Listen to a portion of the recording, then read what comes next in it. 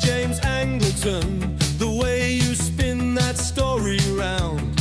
Always sharp, just like a tack when you're tracking the price of the dollar and pound. But drop the narrative, that thing that you inherited. Your history homos chariot just pulled up outside. Scott, William, Patrick on the scene, they're breaking up the subroutine. Something's crackling in your brain, MK Ultra make you go insane. Hey, don't you know we're only on the case for a good time, baby? Took a rose pill, now I'm reading these books for a long time, baby.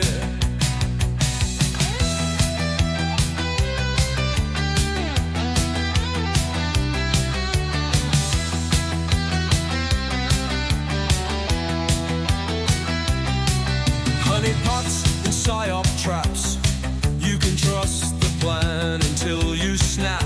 Slop conspiracy everywhere. History homos clear the air. Close your eyes, what's truth or lie? Hiding in the space between. Reality's a tangled scene. Tune in, you'll know what I mean.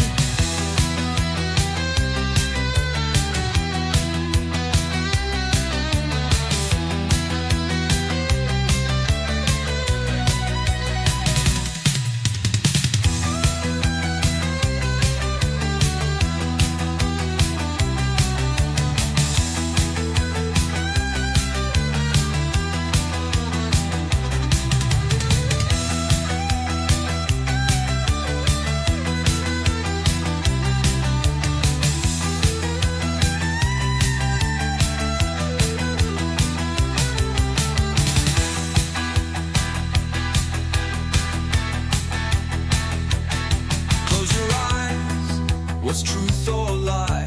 Hiding in the space between. Reality's a tangled scene. Tune in, you'll know what I mean.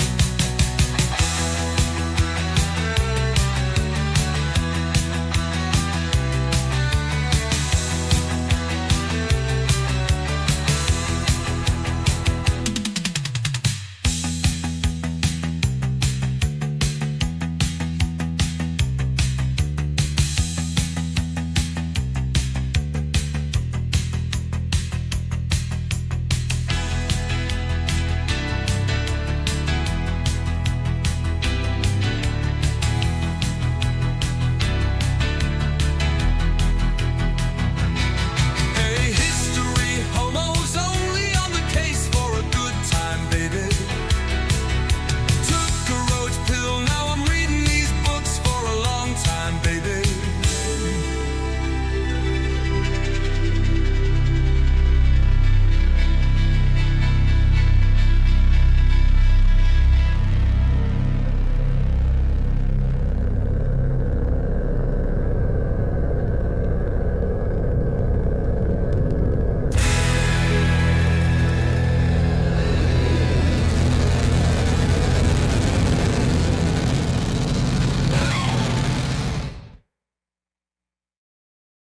And we're live. Welcome back to the show.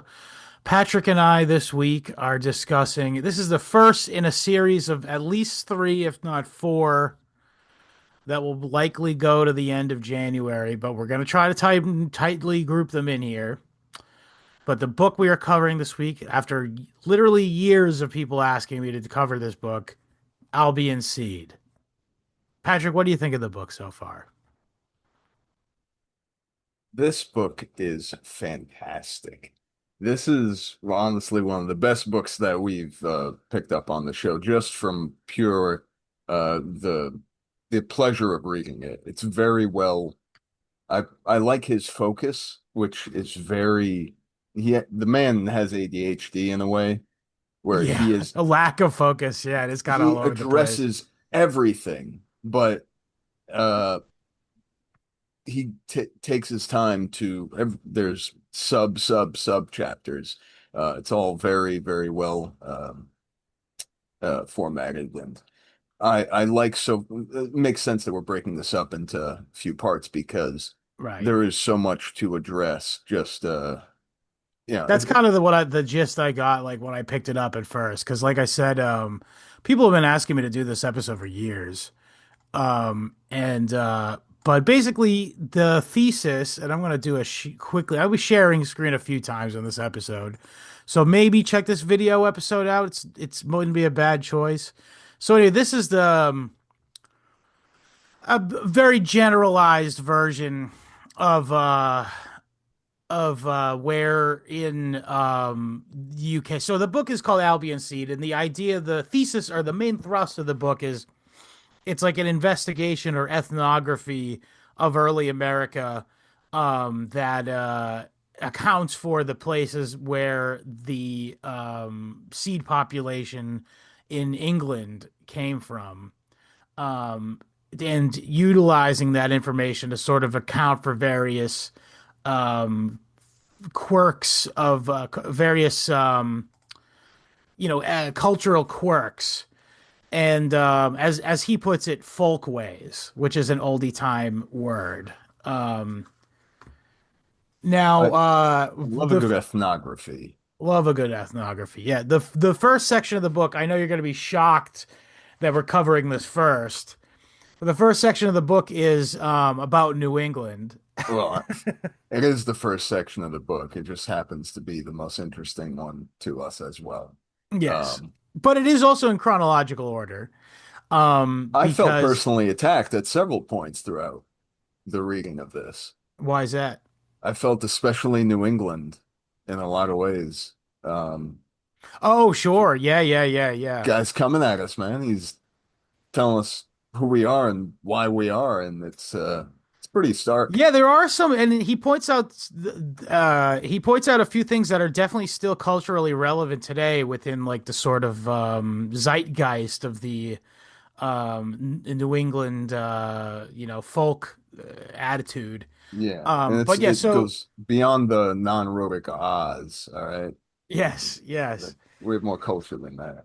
Right. But yeah, the so as you can see here on this simplified map of the British Isles, the seed population, generally speaking, from which the New England Puritan colonists hailed from, is roughly speaking an area known as East Anglia, but is just more so southeast England.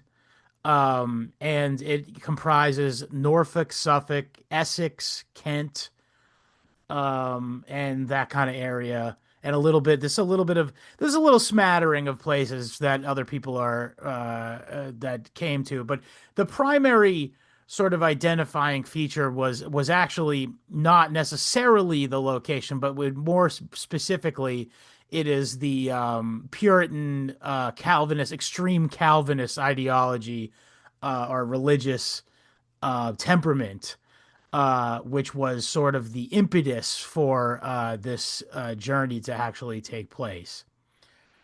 Yes, Um, at several points in the book, he makes a point to prove that this was a mission yeah, in its original sense. which This was comports with like the folk story we were told as kids, Patrick, in yeah. elementary school in New England, in Massachusetts specifically.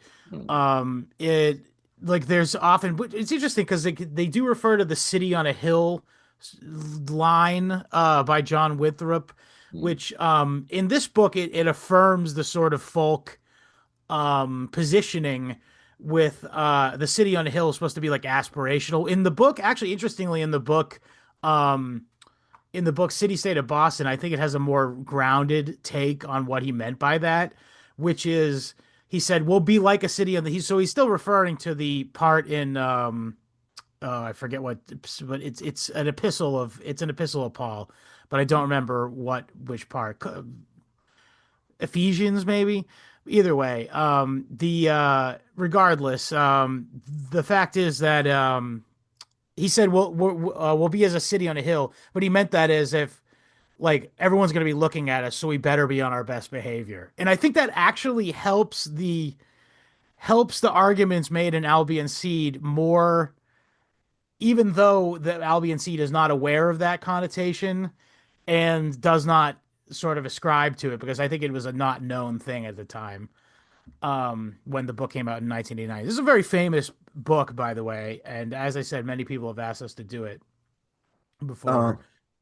I know we're already past the preface of the book, but even the preface was good because in fact, I have the notes here. He took some shots at he makes goes Yeah, through he makes this. a pointed attack on fucking the gay guy there. Um Well, what's his fag? The what's his gay? Michel Foucault. He specifically goes at Yes, Foucault. Yeah. yes. We love Foucault. Oh, we like him. I don't know. Let's Uh, not get crazy here. yeah, you like him. I haven't. So it was basically him laying out the styles of historical narrative and how throughout history we've changed the way that we record and tell history. Um, Around the 1960s, is that the new history? I believe it was um, more of a an emphasis Yeah, like a on people's history. It's kind of like social the and yeah, cultural. it's kind of like the what's his name there a people's history. I forget that Jew's name. Howard Zinn. Yeah. Howard Zinn. Yeah, the kind of Howard Zinn and like the way here's the thing is that with that school it's always like trying to make like a political point.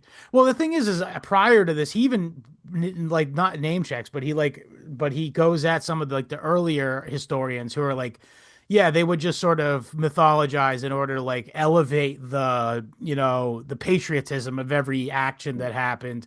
And then that's as bad, really, as the 60s new history being like, and this is why oppression sucks.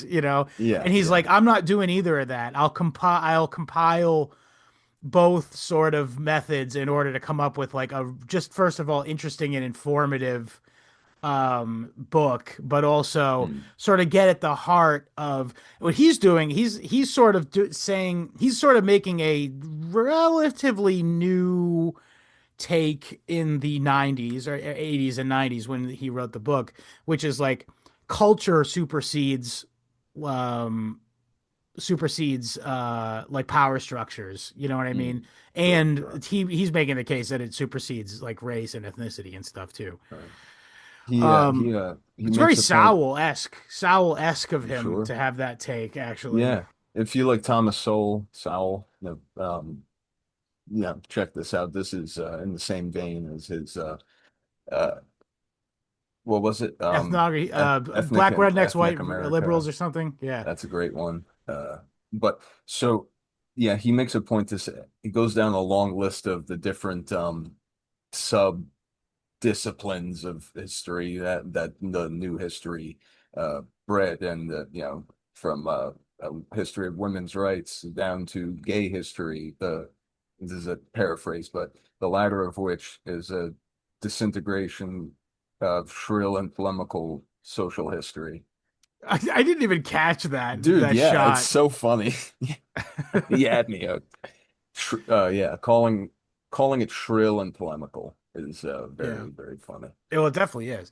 But I was gonna which say, this okay, book so is but not. let's get into the brass tacks. Who are the Puritans? We talk about the Puritans a lot on on this show, because we talk about New England a lot naturally. But let's talk about what the Puritans believe, and where a lot of this I am drawing from the book, but I'm also drawing from other research that I've done recently, for the express purposes of making this explanation. But basically, they are an extreme form of English Calvinism, English version distilled Calvinism and the primary doctrine that they take from Calvin is this idea that it's a limited covenant. uh, The idea is that the only a limited select, atonement. the elect, they call it, are the people who are going to be saved by Christ's grace.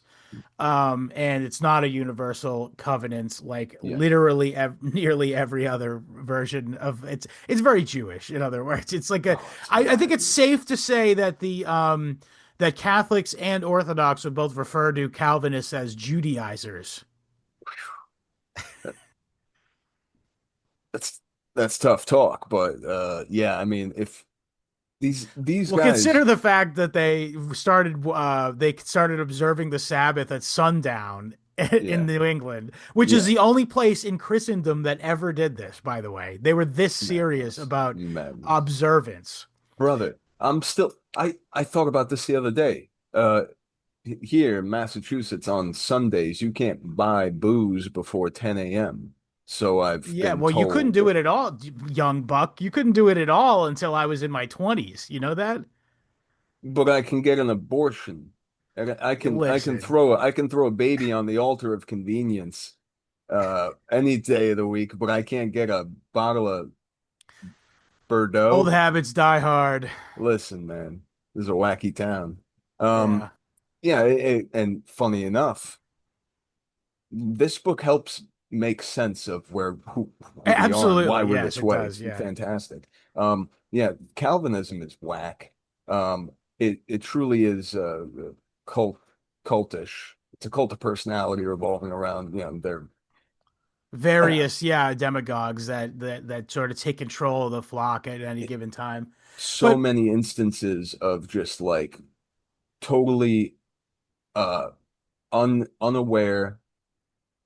These people know their Bible so well that they stop helping. understanding it, yeah. Yeah, they stop. I forget the exact anecdote, but the whole thing about not doing work on the Sabbath. People are getting. I know what anecdote you're talking about, and I love this. I was gonna bring Go this one ahead, up. please. You Yeah, so probably what remember happened it was it clearer was than me. about 3 o'clock in the afternoon, and an old man. I don't know if he's an old man. His name was Ebenezer, so I assume he was an old man. He might not have been an actual old man, but he fell down a 40-foot well, Yes, and they're digging to get him out, and then they go, "Shit, it's about to be 3 o'clock. We might get in. Is it lawful for us to continue oh, digging him out of the well?" they'll throw us down the well if they catch us digging after I dark. believe I didn't like. I looked into this a little bit. I think they went and talked to the minister, and he was like, "Yeah, of course, go get Go him." get. Like, In fact, get someone else go. You guys. I don't know. I don't know you guys. Yeah, no. This is that's an exact analog of a gospel story of yeah. Jesus healing a man on the Sabbath, and they're like, "You what? You couldn't have waited? Well, you had to show it off to everybody." So Uh, that's what we mean by Judaizers, by the way. uh, It's like, and also, so it's interesting because like they have this really specific, so that they have this like idea that the Bible, the scripture, it's called prima scriptura, I believe is the concept within theology. Um, and you mean the sola idea is scriptura, sola or is scriptura. this? Sorry, my Yeah, bad. Yeah. Sola scriptura, meaning it's only the word is the only like yeah, things. So the idea that you would celebrate Christmas or Easter for the birth and resurrection of Christ, that to them is blasphemous because no time in the scripture did Jesus say, and don't forget, celebrate my birth and rebirth. yeah. Um, Now, this is and interesting though, because I was talking to the angels about this AI, sure, and sure. I said, so by that rationale, did they celebrate Passover and Jubilee? Mm. Because in fact, in Deuteronomy, both of those things are positively commanded to the Israelites to do to observe every year, and it said no because they consider that an out of date or obsolete covenant, and then the new covenant is the Christ covenant, and so then only they have to do what Jesus said. So what's with all the long skirts, right? All these ladies that are walking around with the long denim skirts. You know what I'm talking about? Yeah, yeah, sure. I It's mean, they typically a were. lot of like Spanish ladies too, but every once in a while you see a lady with a very tight ponytail and the longest skirt ever. That's some kind of That's some kind of Yankee. that's a Yankee Protestant something or other.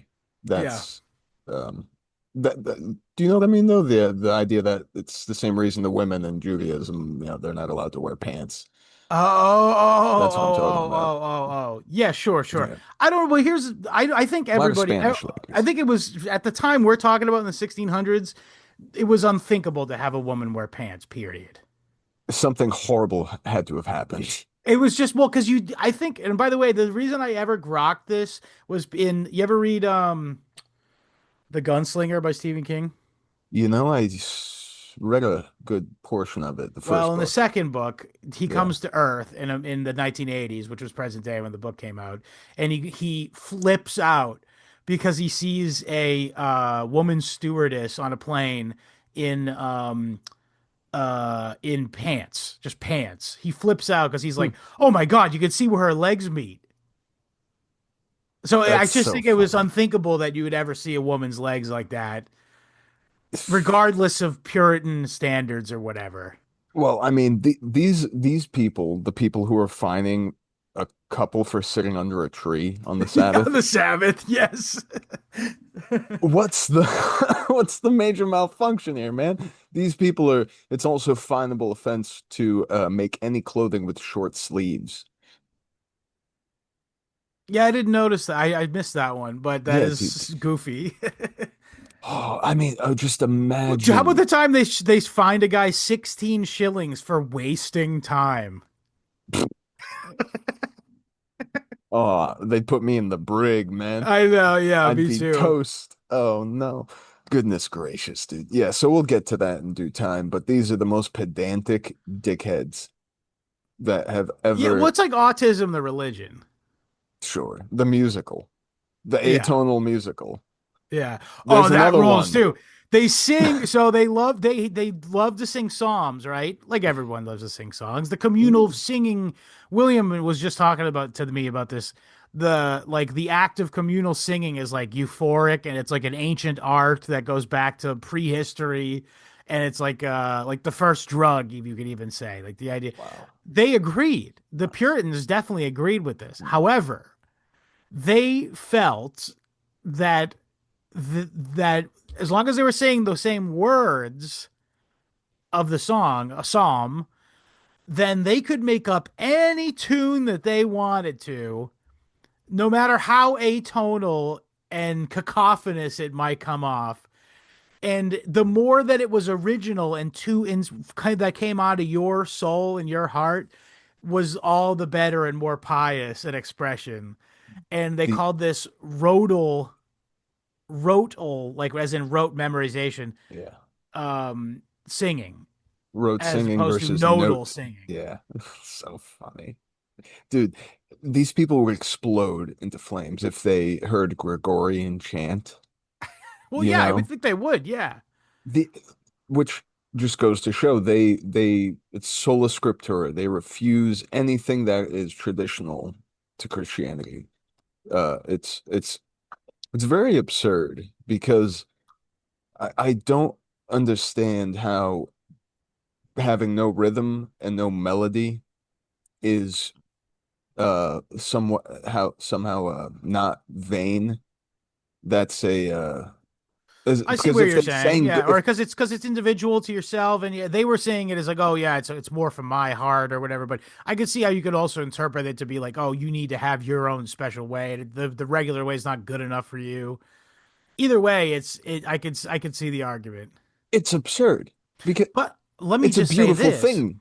It's people singing agree, and you'll together. hear no arguments from me. But I'm just saying, without this being the seedbed of the New England colony, America would not exist. These bastards, these stubborn bastards, being as they are very much the reality, the reason why we have the country we live in today. Well, not that that's necessarily a great thing, but I'm saying the entire American story finds its origin in the fact that these people are obstinate. And again, let's not forget why they left. They left England for what they called religious liberty, right? Well, their idea Mm, of liberty isn't they get to choose what religion they are.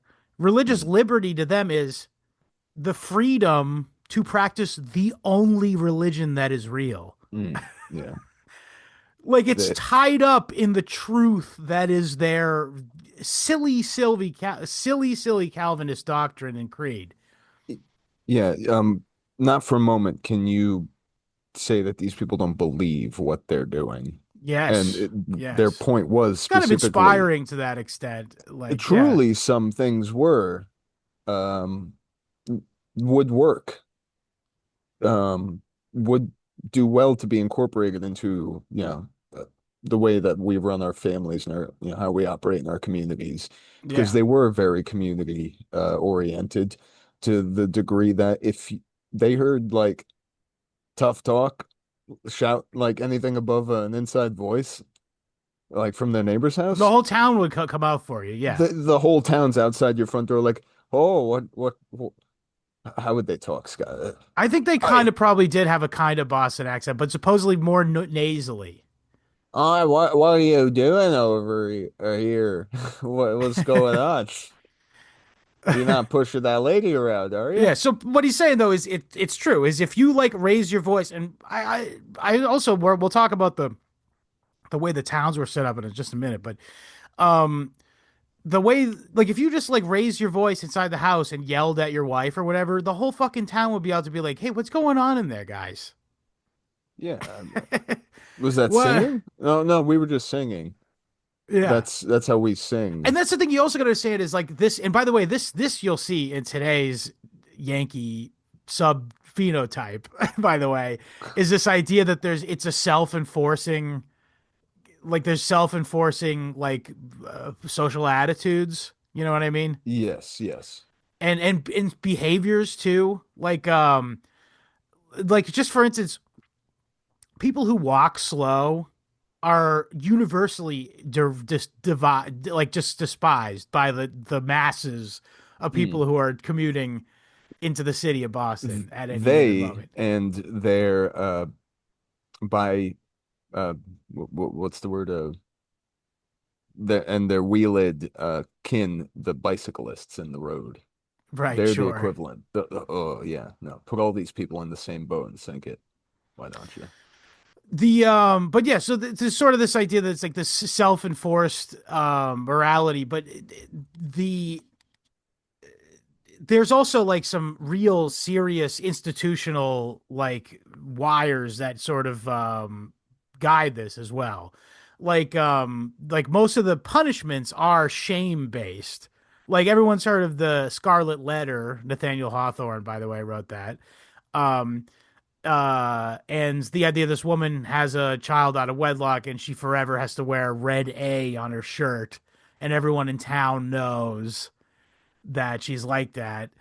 And Not this is that's a reality. Like basically, and it's not so much to punish her, it's to deter others. So yeah. this is how the system works. They have you walking around like Bruce Willis in Die Hard too. Yeah, If you I did hate anything everything. wrong. I hate everything. You ever see the I hate everything. Yeah. did you ever see the TV edit? Uh no, no, tell me. In Die Hard, there's a Die Hard 2 TV edit, they blur out what it actually says and it makes him say I hate everything. That's perfect. What Which are is the hilarious that a bunch of black people are like, yo, this guy's a nihilist. Get his ass. hey, listen, you need an ethos, right? Sure. But there's nothing better than the TV edit of The Big Lebowski where he screams, "This is what happens when you find a stranger in the Alps." Yeah, that one's pretty bad. There's some That's pretty bad ones in Dumb and Dumber too. Right what after right after my say hello to my sandwich right after you kiss it. what's the real line? My Because Dumb and ass Dumb, right after you kiss it. what are they playing Dumb and Dumber on that needs I to don't be know, edited? man. Let's not get too Hey, off hey, track here. Yeah. Scott, focus. We're talking. All right, I'm sorry. That's But my bad. so okay, we're gonna talk about the fact that this is all the East Anglian stuff. So the eastern part of this is important. The eastern part of England is Which country? ethnically dominated by the original Angles, Saxons, Jutes, and I think the Frisians as well have some representation. But Wait, wait, wait, basically, wait. the western part of England, southwestern part of England, sort of like where London um, is is where the Norman concentration is, and Yes, you got a bone the to pick. yeah. Well, interestingly though, so the London area or the in the western part of England, they were the ones who would go on to settle the slaveholding colonies. So they were much more open to like sort of dominating, racially dominating people, whereas Puritan people from the Angles, the Saxons, they don't feel as they're sort of like have a well, first of all, it's just their religion doesn't really have it's not really compatible. Mm. It's They it's a read much that more part. egalitarian ethos, I guess I want to say, It Puritanism. it But jives. the book makes the case that that is not so much the religion. It's has to do with the fact that they're from east of England, and that is Mm. sort of how now. As I said, the Normans sort of dominated the western part of England, and the uh, to that end, there was large manors, and that's which led culturally led to the large plantations in the south, of course. But in the eastern part of England, where the Normans weren't as ethnically dominant, they would tithe directly to like the king and the church, as opposed to there being like a lord. And the average person, typically speaking, now there of course there was a servant underclass, but the majority of the people were what were called yeomen, Mm. which are free men, not serfs. They're actual like they own their own land, Mm. albeit small amounts, and they are still indebted to the crown and But they whatnot. got no bitches, no money, no swag, No, nothing. that's the thing. They all have bitches. There were a lot of bitches. This is literally The everyone bitch was married, ratio. basically, as opposed to like other parts of England where the lower middle class couldn't necessarily find a wife because there was, the question of property and stuff like Mm. that. This was an area where everybody got pussy. Nice. Which leads to problems if not, if you don't read the manual. So what's interesting is the same, like you said, ethos that would and economic and familial situation doesn't really allow it doesn't really necessitate slavery. Uh, they also didn't want servants really, and if they did have servants, Well, they had to be good ones. They had to be well, nice, further, clean people. they were known for having far too familiar relationships with their servants. Mm. And even in the rare instances in New England where there were slavery, by the way, there's not much, partially due to like I said, the East Anglian ethos of egalitarianism. Um, but the rare occasions that they did, they were often way friendly and like familiar with their servants and slaves, and had them like as basically a member of the family.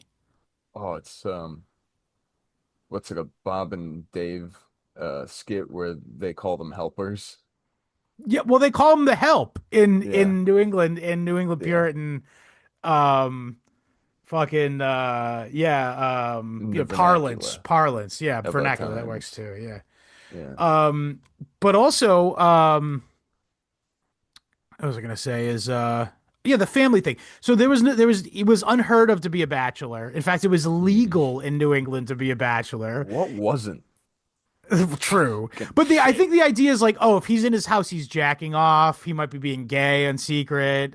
This guy's bitchless. We gotta get him quick. They don't even it's not like they hook him up with a woman. They make him live in a family, an intact It's family, and so now funny. he's one of the kids. Like even if the father of the family is younger than him. It's like a TLC show. It's so funny, dude.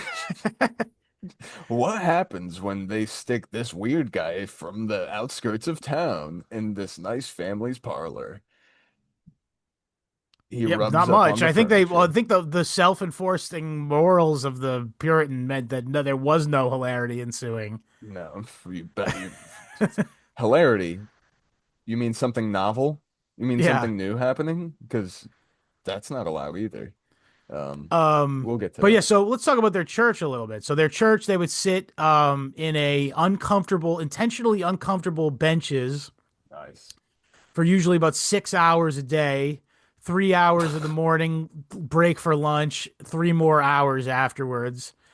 In which, by the way, they would not be bored. They'd be really into whatever was being said because they didn't just Mm. cover religious topics. They would go on and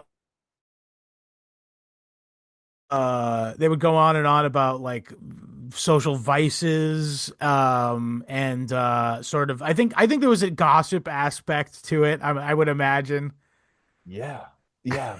Given given the way that these communities are structured, where, like you say, policing, self-enforcing, your reputation. All right, where were we? So yeah, it was self-enforcing. There's an aspect of gossip, I would imagine, and yeah. A lot of mean-spiritedness to that whole dynamic. Well, Um, here's the thing: if you were within it, and it just seemed normal to you, I don't know that you would feel that way. oh, surely not. No. Um, Unanimous violence is good violence, you know? True. That's Um, the Girardian. True, yeah, obviously. I was gonna say though, but one thing interesting about their whole theology is even the most pious guy wouldn't ever be like, well, I'm obviously going to heaven, because they actually there's a quotation from, I want to say, John Cotton, who said the only way to be sure is to be not sure. No, it's not. The only way to be sure is to get there and pinch yourself when you get there. I Yeah, mean, well, I think it's more of like a piece of advice rather than sure, like a ontological statement. they should cover that. I can't be sure. Or, this is quite the issue amongst Protestants. The idea of certainty of salvation. Right. Saved once, can you lose your salvation? That whole thing. Um, yeah, this is what happens when you want to start your own franchise. Yeah. You're gonna have You have no rule book to refer dis back to. disputations. But I do appreciate the idea of not taking it for granted that you are in God's good Yeah. favor. Absolutely. Sure, yeah. Yeah. Yeah, again, it's But like a little inspirational. It's like another thing is like they lived up to a lot of like Christian ideals that nobody else did. Like this the idea that they considered part of liberty. Like, it's really interesting. I remember like when I first got to being like libertarian when I was like a late teenager, early 20s guy, and I would talk to like libtards or commies or whatever, and they'd be like, freedom? How about being free from worrying about starving to death? And I'd be like, negative right, positive rights, go fuck yourself. The Puritans had an idea, concept that they considered to be to have liberty was to be provided for, and to know that you wouldn't die of starvation or exposure, yeah, given and that they generously gave each and every man to ensure this. So this is the first place probably in the world to have what they called poor laws at the time. I'm racking my brain. I'm thinking of I can't any. think of another place that Mm, did this. it's Yeah. possible, but yeah, it's still incredible that, yeah, who knows how long it would have taken otherwise for something so magnanimous to crop up in America of all places. Right, yeah. Yeah, you weren't gonna find one of those if you were looking for a poorhouse in Virginia. They'd No, find a you house. should no, that's called the They'd find. grave. It's called a shallow grave, my friend. Hey, I gotta. Well, I also the other thing is they compelled people to be literate, and indeed, the statistics go that I want to say 60% of men in the 1600s could sign their name, hmm, and 40% of women. Now this isn't a perfect stat because at the time people could read and not write a lot of times. However, regardless of like what the actual stats were, they indicated to be massively higher than any other place in the English speaking world, as far as literacy goes. And indeed, they're the first place that I'm aware of to compel parents to ensure that their kids were literate. And this makes sense when you consider the fact that they have a sola scriptura theology where they consider like the scripture to be like the most high form of religious enlightenment. Yeah. Um, and And yeah, what are you saying? every town, every settlement over a certain amount of people, 20, 50, 100, Right. something like that, needs to have Had a, to provide for a school, even if you were not going to send any kids to it. yeah. And this works when you know your neighbor Yeah. And then again, this is the key. and They you have agree to it. an insane, intensely high trust society to go along with the high level of social expectations, if you get what I'm saying. So, like, Yes. yes, there is a high level of expectation of the individual, but if you were of that sort of temperament, it paid back dividends as to what it provided to you back as an individual, you know? There is something I was touched by this part in the book and like on my heart and stuff, by the fact that they would not let their neighbors starve. They would take Yeah. people in. It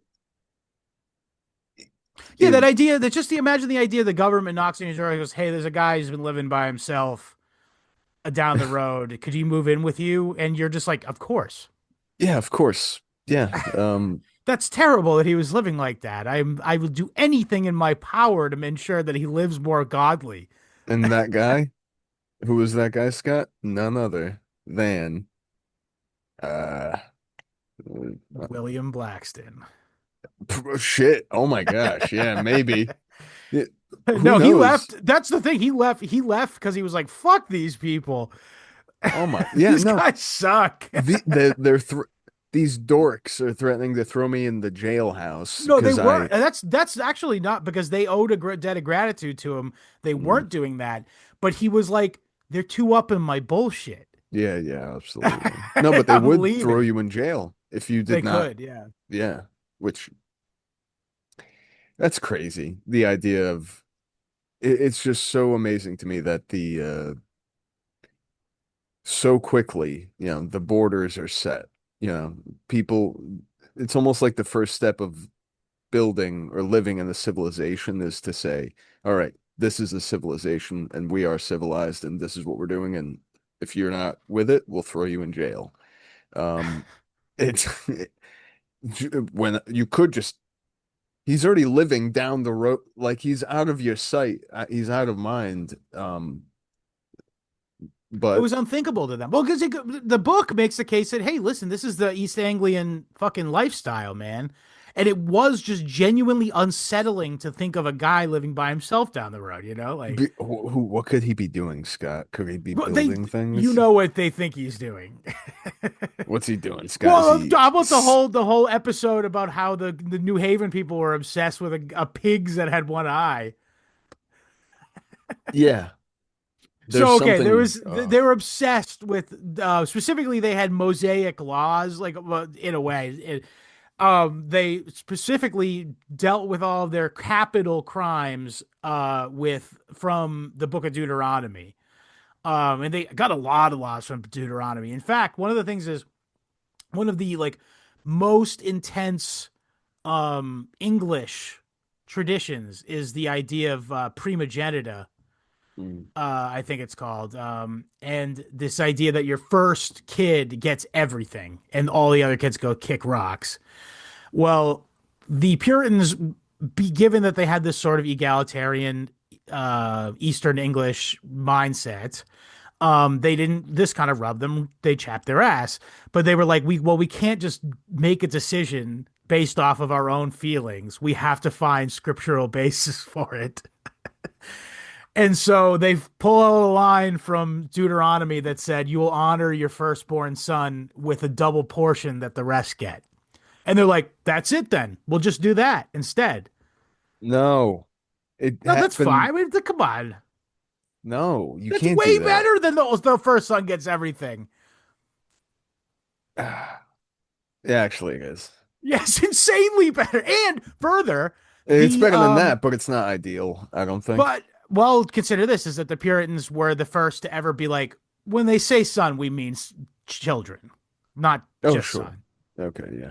No, it's important to not It's better than the youngest getting it all because I mean Which one? the What town was that? Haverhill or Dedham or something? might have been Haverhill. Yeah, I April. think it's Haverhill. Yeah. Yeah.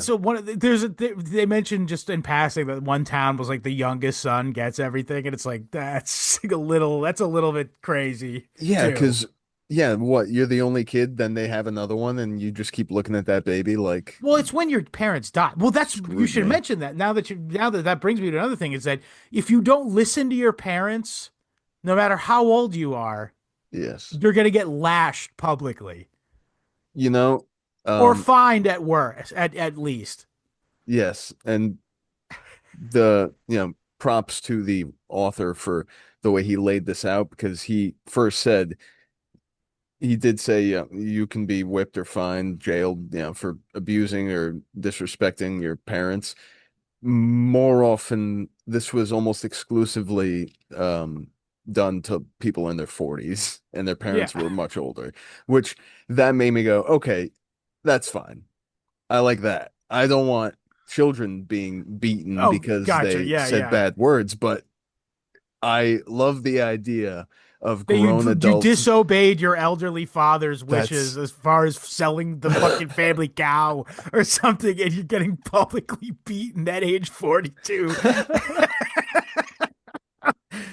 Well, oh they shit. respected the elders. Yeah, They dude. consider well, here's part of Calvinism is the idea that every single thing that happens is God's explicit will.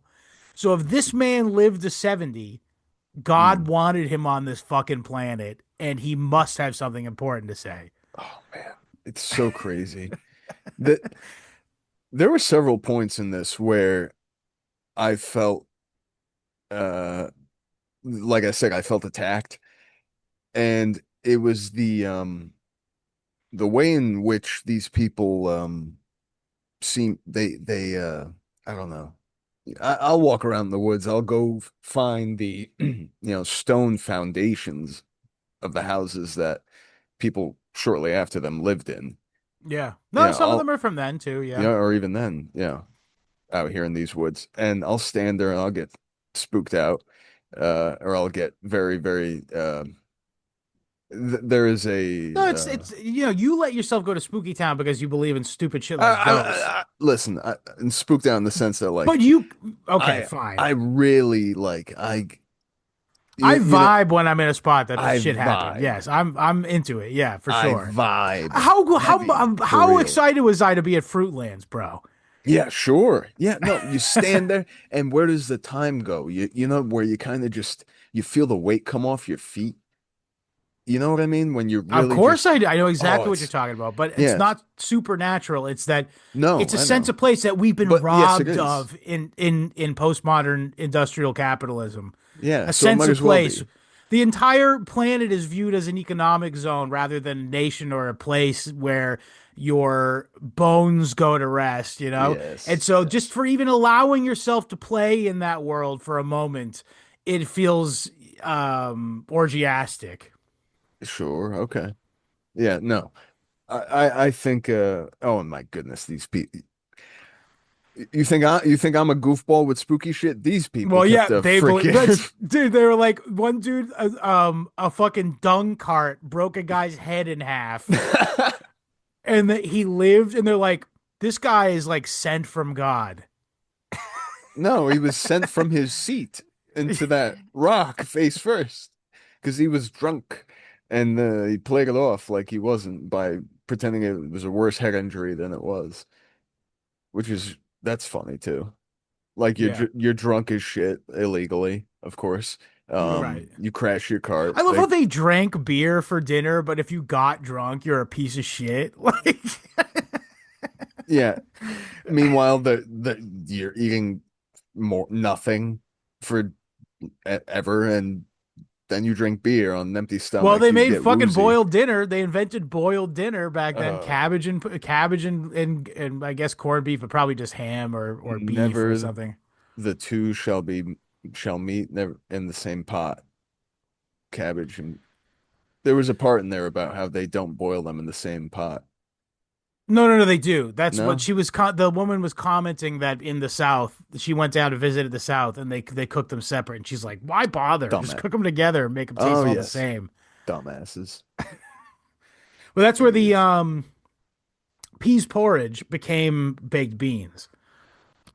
Peas porridge, like the old school, like medieval, meal, came to America, and they were like, it's actually cheap and efficient for us to grow these like kidney beans. And so they were like, Mm. oh, this is just like that, except it's sweet. We can make it sweet, put some molasses in there.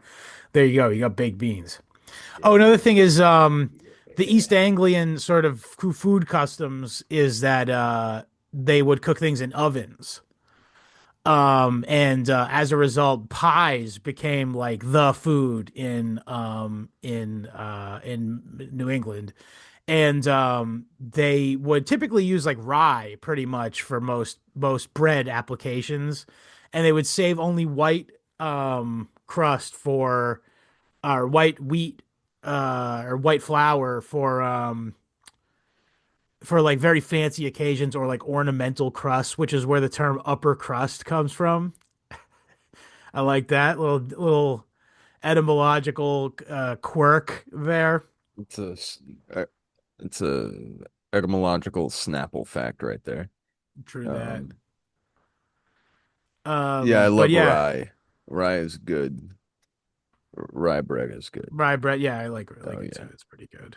and Yeah, whiskey. no. But here's the thing with the again, this is like an agrarian. Like Massachusetts has like a reputation. It's the Bay State, of course, and it sort of has a reputation for having great seafood. But the reality is that everyone by and large was a farmer, freehold farmer.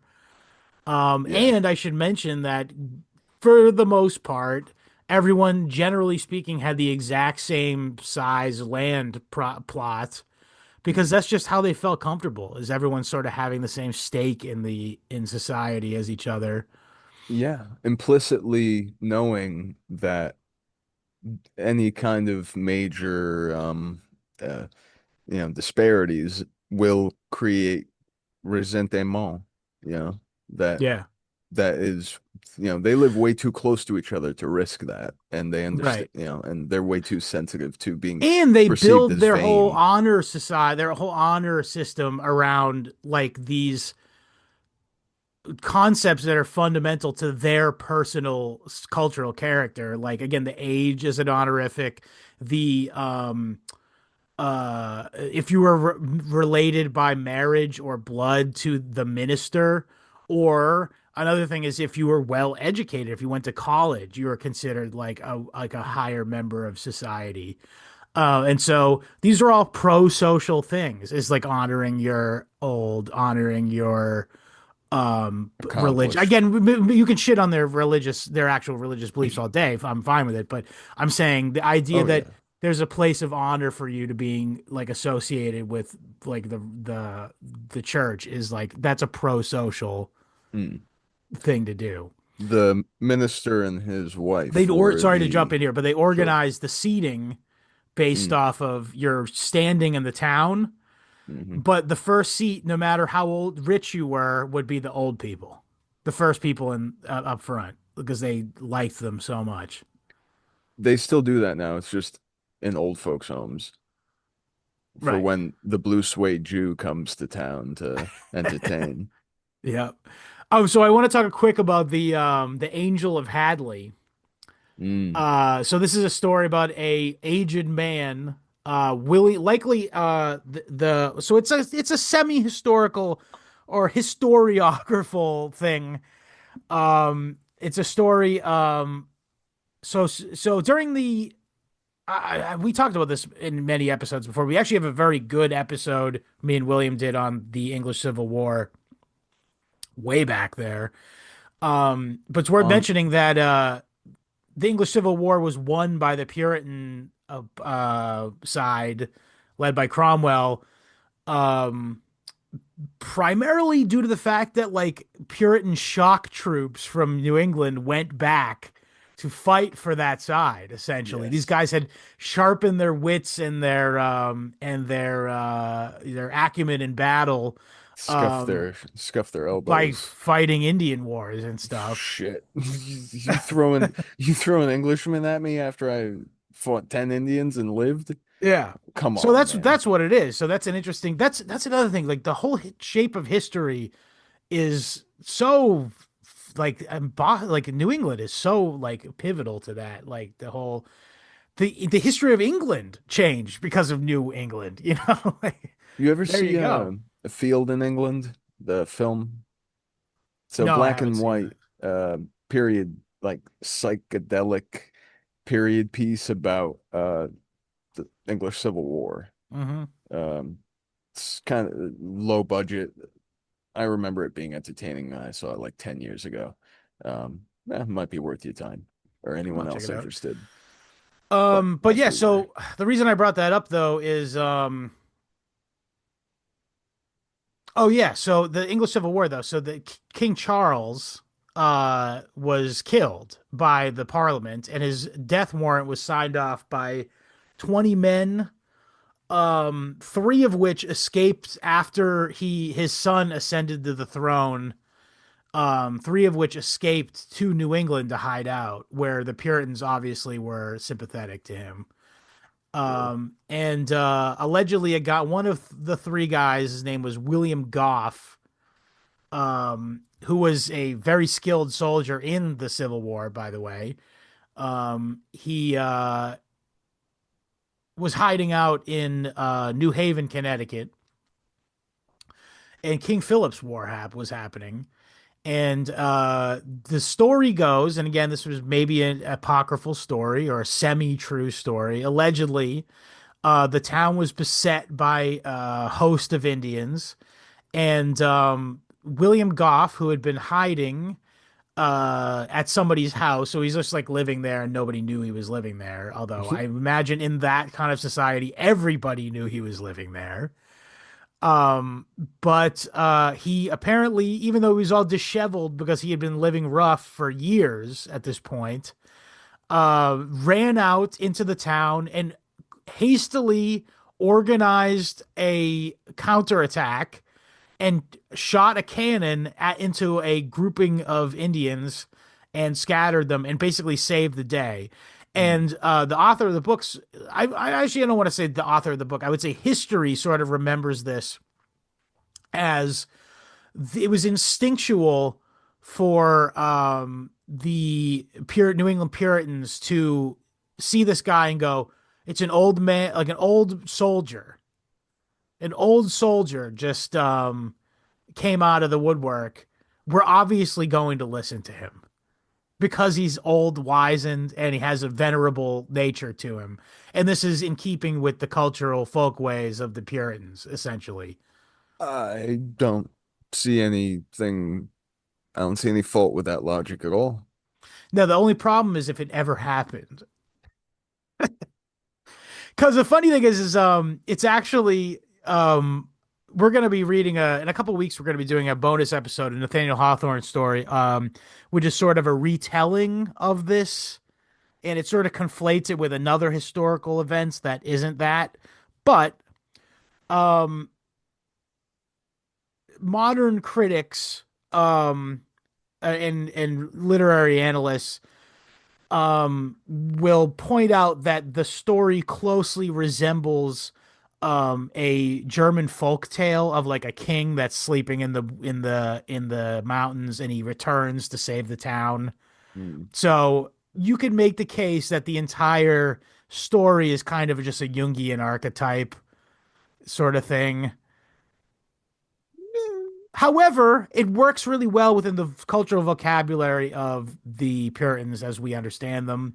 And the fact that we can even put a historical personage in the area at the time with which we could tell the story lends it even more credibility, I would say. I suppose the aspects of the story that are clunkier in their handling through history are probably glazed over with the more mythological, Right, you know, story that we might hear or have heard over and over again. right. Well, Um, I'll tell you what, we're going to be doing Gandalf the a Grey. yeah. It's like that moment in the Lord of the Rings there. Well, yeah, you're right, There actually. we Well, he comes go. back as the white, if you recall. He comes to save the Hey, day when he's the white. Yeah. But yeah, so we're going to be doing Gandalf for that. So president. we'll decide whether the story is like a cynical sort of satire about Puritan hypocrisy Is this utilizing German archetypes, or is it a Whiggish historiographical patriotic parable? That's for us to decide when we read it. Anyway, that's a certainly. little teaser for coming up on the bonus episode on historyhomospod.substack.com. We go deep. Yeah, we do. You Um, think that these Puritans were sitting around listening to bullshit, reading shit? yeah, we put them to shame, Yeah, I honestly. mean, one of my favorite. I can say with smug ease that I am more well read than the average Puritan.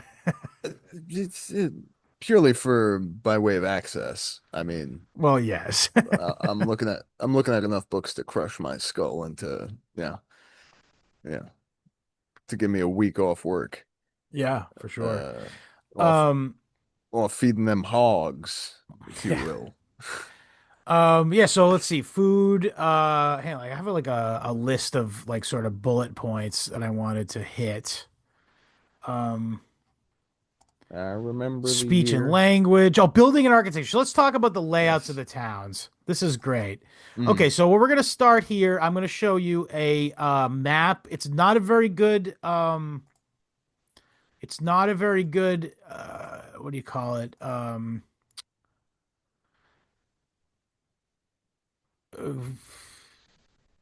It's not like doesn't look great. It's got shitty resolution. That's the word I was looking for. mm, However, you can kind of see what's going on here.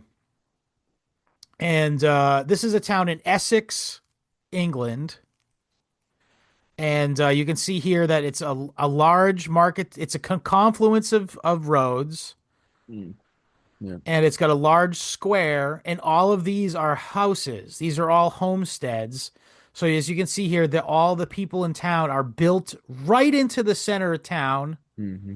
Over here's the school, and going outwards from the town are fields, and at the center of the town is the church right here. But basically, what I'm saying is, all as I mentioned before, these people are all up in each other's business, and this is how they Mm, like it. yeah. It has to do with their sense of social cohesion, is that they all have an eye on each other. But actually, it doesn't sounds like it's a low trust society. It's actually really high trust society, and all of the sort of this is like the nerve center of the town essentially. And you can see here that they call this the backsides right here. You can see it's shitty resolution, as I said. But basically, there's this communal area of like pseudo farm, like where you just have your like kitchen garden, like where you have your greens, you got your fucking Beans, herbs, you got tomatoes, yeah tomatoes. Well, they didn't have tomatoes, but yeah, potatoes. greens, beans, potatoes, tomatoes, ham, rams, hogs, dogs, chickens, turkeys, duck, you name it. But yeah, so this is in Essex, England, and this is I believe it's a depiction of an older time, so it's not like a contemporary thing. But anyway, so this is the next one. This is a map that of Stoughton, Massachusetts, the town I hail from, in 1846, and I've edited it to make clear what I'm trying to say. I love this. Uh, so as you can see here, this is the center of town where I've used the spray paint tool. As you can you see where I'm talking about? Where it's a spray paint tool as opposed to the lines. Oh yeah, no, I can see the So this is almost the exact same shape of town. And here at the center of the town center is the First Parish Church. At the time of this map is the First Parish Unitarian Church, and at the time of me being in high school was the church I attended. hmm, And still so Unitarian, right? it is still Unitarian, but at the time that it was built originally, it was not Unitarian. It was a first parish congregational church, Same which thing. is to Yeah. say, it is the founding home of the Puritan worship right there. And as you can see, it's right here in the center of the town at the nerve center and outwardly springing out of the main roads, Hmm. much like Eastern England here, Hmm. are individual settlements. And then behind that, what do you see here? Fields. Yeah, the This is the land where backsides. the people farmed. And again, there's a lot more stuff here because this is the mid 1800s at this point. A lot of things have changed. It's 200 years essentially from when what this place was first settled. Oh, well, that's not true. I think they came here at first in the early 1700s, but it's over 100. It's around 150 years essentially since they'd been settled here. So a lot more has been built. This line right here, and the green dot is the train now station. It's got a big, very handsome cobblestone train station that was built in the late 1700s, or no, sorry, early 1800s. Actually, I'm sorry. It was actually built after this map, so it was in the late 1800s. But however, there was still a train station there in the same exact place, I should mention, which is interesting. Still the commuter rail to this day. But and down here is the First National Bank of Stoughton, which was built in the early 1800s. But as you can see, this is like the real nerve center of the town here, the original locations. Mm. And it was an afterthought. The bank was an afterthought to the building of the town. And the very center of the town is the church. So this is very much in keeping with, first of all, colonial New England practices of building towns, but it indeed, to verify the thesis of this book, it very much is in keeping with the principles, the design principles of the founding stock of New England, which is Eastern England And and East the Anglia. design principles, they have to comport with their Cultural, ethical yep. and religious, primarily, principles. So, Now, okay, I want to say this. Now, the reason why I brought this up is because now, if you take a look at particularly, like, say, the Virginian colonies or just anywhere in the South, this is not how things are run. Just from cartoons that they have large plantations that are nowhere near the town. And there might be a little town with a bunch of poor people who live in it, but anyone who's a landowner lives in an isolated manor or plantation, which is similar to the way that the Western English comported themselves because they had the manorial system of feudalism. yes. And no baths. No No, indoor baths. yeah, the Puritans did not like to bathe, Come on. and they used gunpowder and what was the toothpaste? It was Gunpowder, butter, and like iron brimstone. shaving, brimstone. That's right, brimstone, butter, and fucking gunpowder for toothpaste. Oh, dude. I mean, 8 out of 10 dentists recommend. Yeah. 6 million dentists recommend. Uh, 271,000 dentists recommend this treatment. so, and I mean, speaking of numbers, how many initial emigre in that 25-ish year 40,000, period? 40,000, I believe. Uh, got up to what, 16 million of their direct descendants, not Oh, sure, sure, counting yeah. not counting other immigrants that came over Well, it's that worth mentioning that they didn't just, not all of them stayed put. sure. The burned over district that we have discussed many, many times in northern New York are ethnically the same founding stock as the Massachusetts fellas. Who And are that you're gonna get into the Dutch connection? I'm talking Sorry. about northern New York, the people who like became Mormons and shit. Okay, gotcha. Because Yeah. these guys, East Anglia is given that they're closer to the Dutch East India. Oh, good point, actually. Yeah, they do. Well, Yeah, further, the Dutch were Puritan, were radical Calvinists as well. So there is a lot of sort of cultural intercourse between the East Anglian English and the Dutch. Not just to mention that, just geographically speaking, it's right across the channel. yeah, exactly. So yeah, it it tracks that this This so yeah, uh, it linked up nicely with the Dutch sort of people who were in New York. Yeah, I think that's true to that. no But windmills though. the thing is that in the British who went to like New to settle New York to call it like when it became New York, um, they like quickly outpaced like the Dutch. Like there's no Dutch Yes, left even. Like really, they just fucking exploded when they got there essentially. But that's the thing with these people, irregardless. they all had fucking gazillion kids. And the fact of the matter was, in New England, given that it wasn't not a lot of tendency for standing water. In fact, I mean, Massachusetts is a pretty dry place in general, especially these days. But more importantly, it's certainly not a place where you have a bunch of like swamps where there's going to be yellow fever or Yeah, something like yeah, that. Whereas in Virginia, like, come on, like that was like the number one killer I would think is yellow fever. yeah. No, mosquitoes almost did those people in. Yeah, Uh, several times I would think. they played. I found this funny. They played what, football? No. The hell they play at Valley Forge? Some stupid sport. I'm just looking at the list of Well, the no, way. let's talk about the sports. The Boston game, so Yes. called, is what became American football, Mm.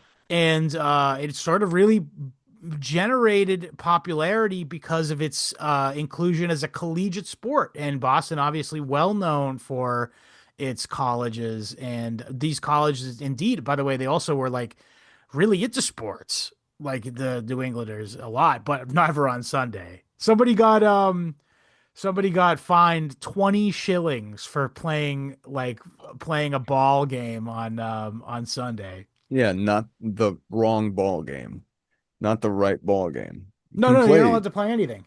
Oh wait, on Sunday. I'm sorry. On Sunday Forgive you me. can't do Yeah, shit, you're yeah. you're not even supposed to sit under a tree with your lady. Special lady. Right? But yeah, Yeah, madness. Cotton Mather made a famous speech about the devil with a ball at his foot. I mean, you can imagine the neuroses that this bred in people, you know? Yeah. Well, they called the other thing is they called the law that compelled you to teach your kids to read that old deceiver law, referring to that old deceiver, Satan. That'll what I don't get it. Well, I'll tell you, this actually makes sense in Because a reading his is well, no, because they dangerous. consider the papists to be satanic because they were not allowing people to read the Ah, scripture and further to know the language that the scripture was in. I'm with So it. Fair enough. that All old right. deceiver, fucking those bastards who wouldn't let us know the transcendental quality of the word. So true. My goodness. Interesting. Okay. I do think Um, it's I know I don't like want to like agree with them on any matter theological, but like I don't think it hurts us to have the fucking scripture in a tongue we can read it. I disagree. I think I'm I'm going hard the other way, Scott. I'm Yeah, playing the you're gonna go Bible's full advocate, ortho, bro. full Bible's advocate here. We shouldn't have it. We It shouldn't even should, know what's in it. yeah, no, all even the Gideon Bible should all be replaced with the Howard Zinn's America book. Yeah. That's yeah, it's too I kid, of course. I just the joke being that don't know what to do with it half the time.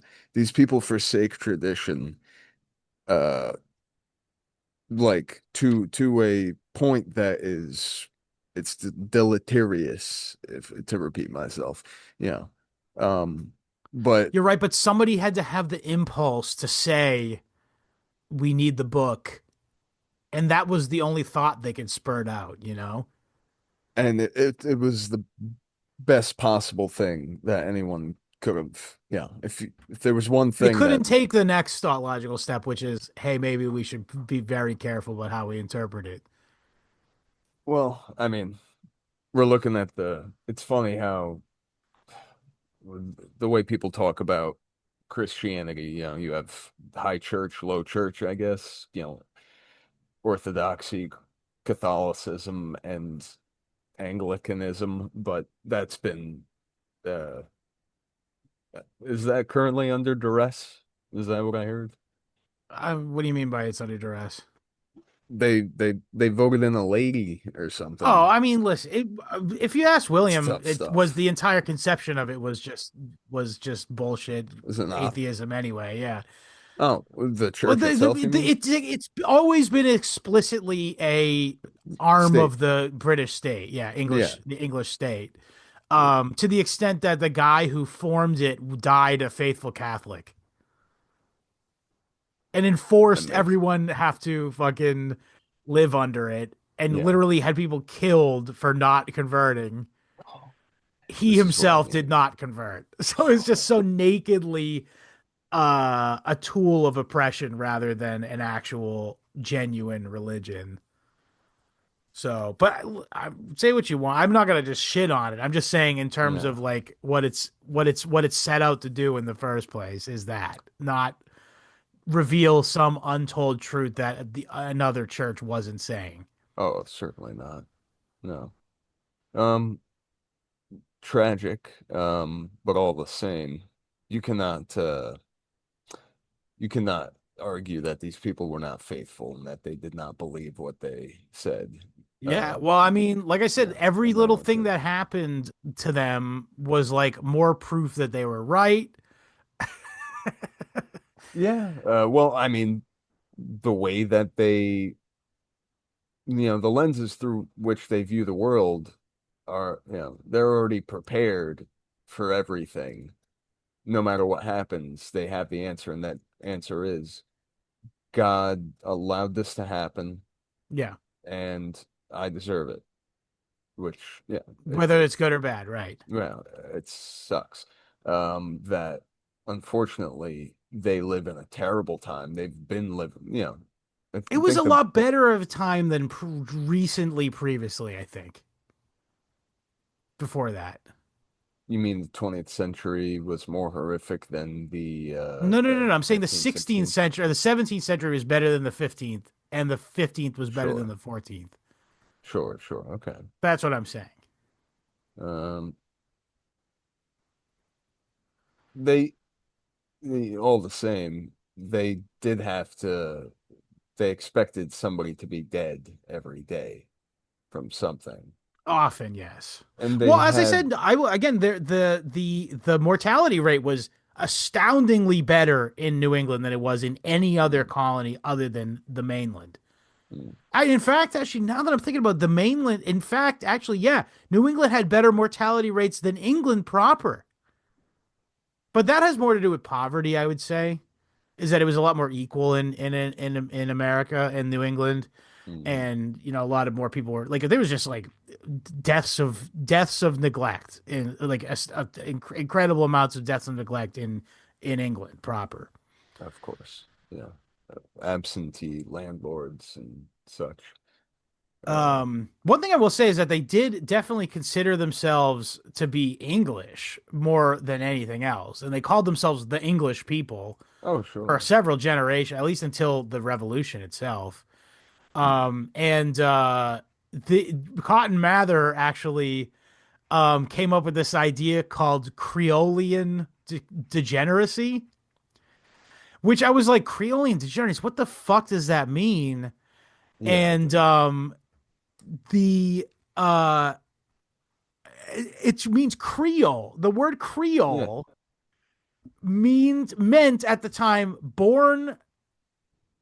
locally born, but from of an imported person. no matter where that was. So it's not a racial distinction, but like someone who is born totally of English parents in America is a Creole to to Cotton Mather. I guess he considered himself a Creole because he was born in America Yeah. as an English descendant. And the term does come from the Latin criare, but the word sort of comes actually from Portuguese, crioulo, Criolo. criolo. Criolo. But regardless, so he's worried about a decline in the sense that, here, I'll just read a little bit from my notes here. Um, oh, hang on, I went too far. These people never fished. They never cracked a lobster. It's ridiculous. I think All some that did. butter, all that stupid damn butter. True. They got So he had this. Oh, gunpowder. there's this Puritan Yeah. framework called declension, which is the belief that each generation after the founding of this. So okay, this kind of neatly ties in with this sort of determinism, this historical religious determinism, is the idea that when they left to come to America to create this godly society, in which, by the way, they explicitly call themselves saints. They're like, we're the saints, like as described in the Bible. Go Um, team. so they were like, okay, because we left and we set up the society and it didn't fail, that means this is it. God set us here to do this time. So, ergo, each generation away from this is one generation away from the promise, the covenants that they made as a micro society with God that paid off. So, the worry is that they would be less disciplined, less serious theologically, and less obedient to the covenant because they weren't there. And this was a genuine like worry of Cotton Mather's. And part of the reason was because it lacked the social pressure of England. So he's saying, even though he's never been there, or, he did go at one point, but I think he's just sort of imagining, oh, you know how we're like super strict about everything? They're even more strict back in England. Yeah, So it's like right. that. It's like, dude, maybe they What do did this to you you in middle school. They sorry? maybe they did this to you in middle school, but I remember in eighth grade, several of my teachers would be like, hey, they're not going to put up with this shit in high school. When you get Hell to high yeah, school, dude. they're not going to put up with this stuff. Guess what? When I got to high school, they put up with a lot. You know what's funny? When I got to high school, just wait till you get to college. They're not gonna put up with it. Yeah, and then guess what happens when you get to college? They don't Yeah. expect anything from you. You can just literally leave. Oh, except those professors that are like, you a minute late to class. They're like, Well, I don't you know. I've never been and I never will go. God bless you. I Well, mean, I don't know about God bless me. It was a mistake, but whatever. Anyway, but no, the yeah, idea that, do a but history time. I'm making an allegory here, though. It's like the teachers are saying, "Oh, they're not going to put up with this in college," but Yeah, it's no, Cotton Mather going like, "They would not put up with this stuff back in England," where it's like in it's reality they weren't even as serious as they it's are the here. opposite. Yeah, Yeah, that's why they left in the first place. That's what all the fuss was about. yeah.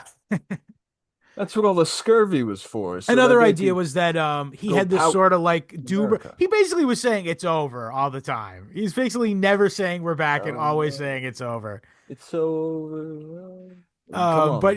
but the idea was like that, like he's like, well, listen, we have our own universities here, but they pale in comparison to the English universities. So we're literally giving people how can a Creole ever give proper instruction in Puritan Calvinist theology?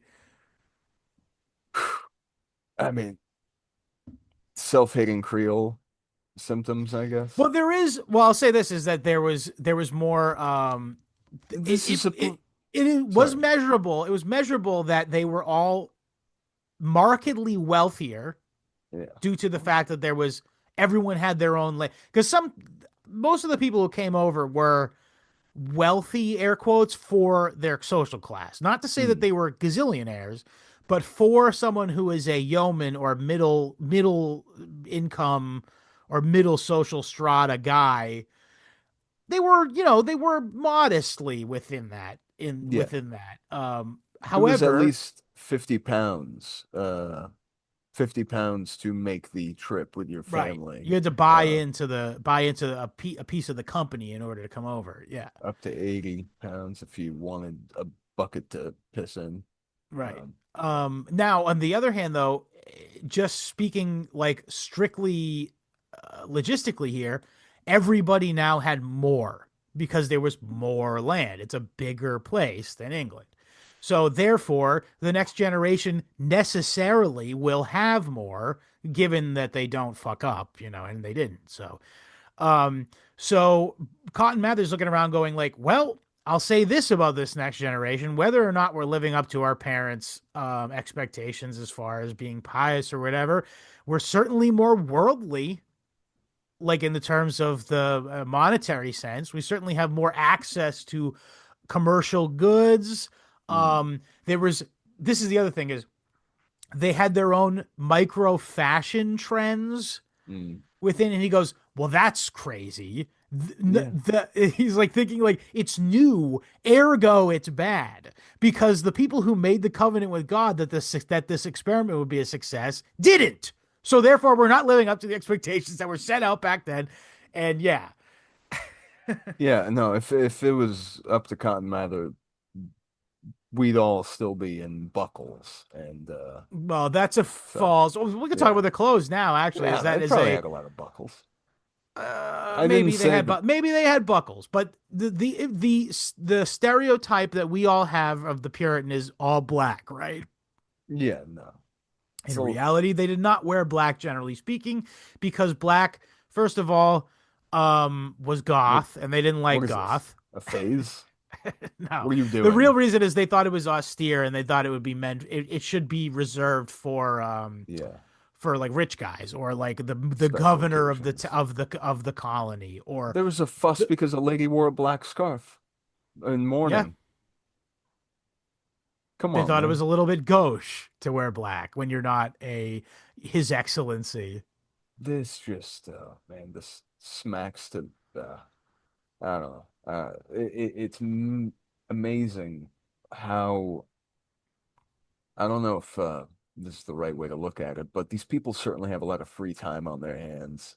Well, yeah. What do you think they did? They didn't have fucking TikTok reels, bro. Oh, listen, no, they didn't have that, but they did have 6 hours worth of lectures a day.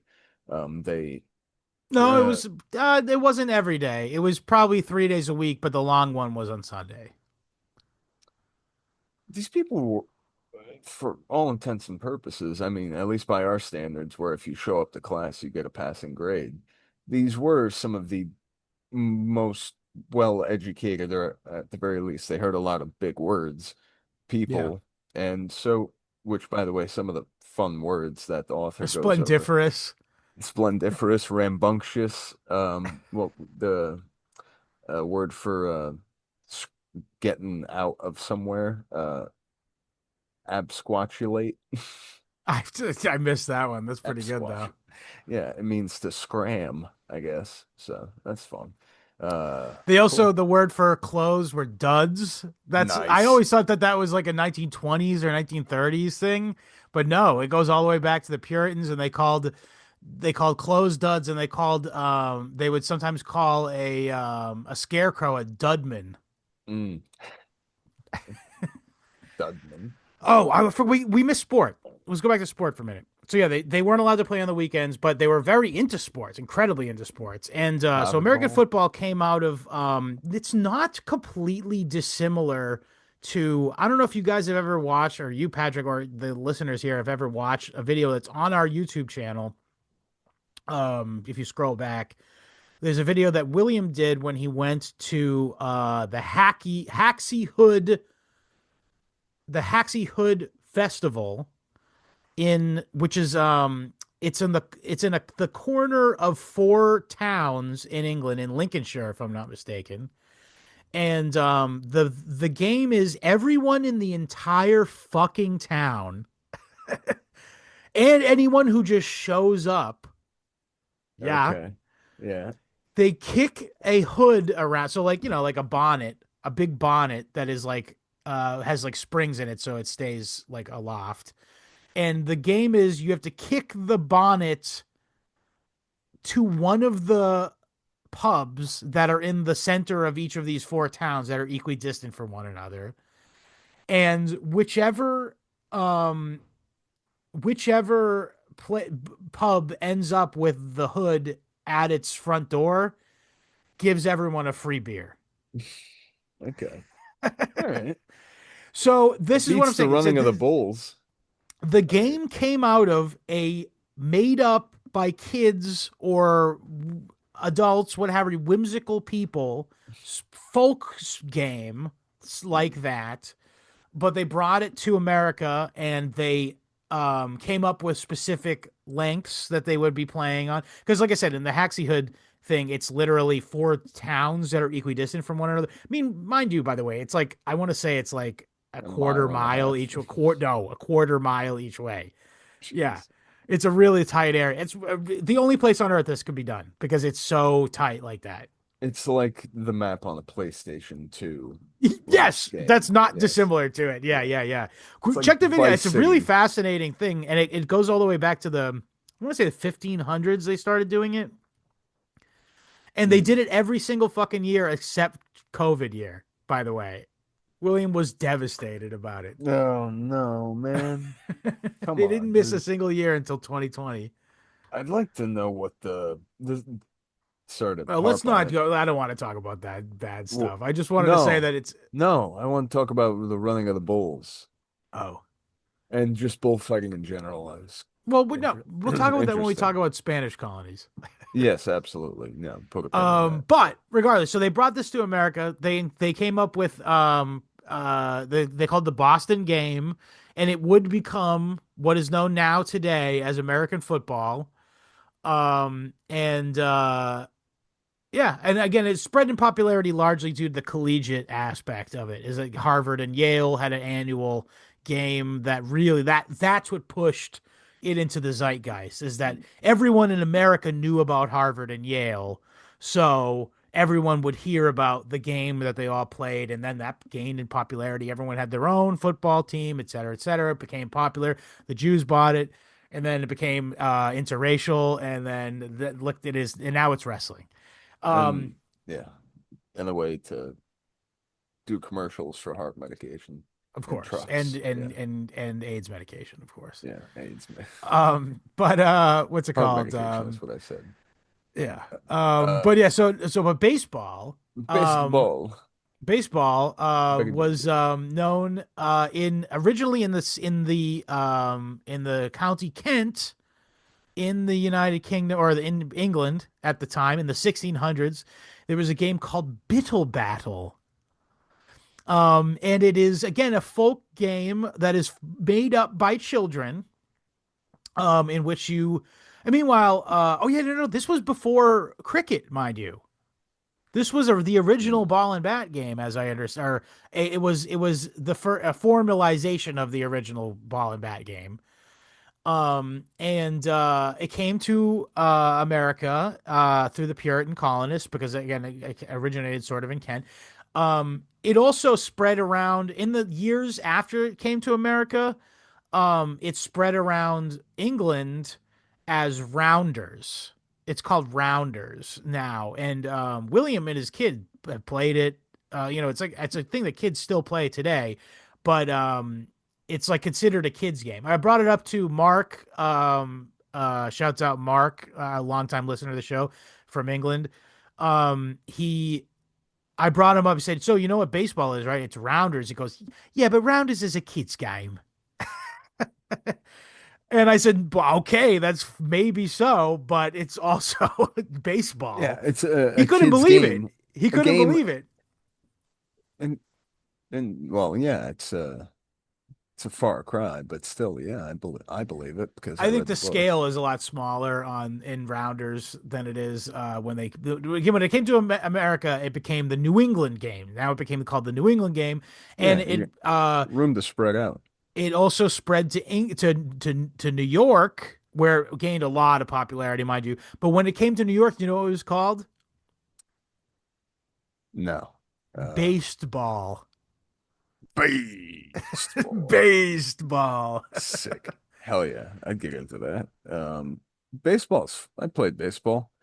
It's Well, pretty here's the good to thing. me. We should play rounders because baseball is a Freemason ritual that's being played out.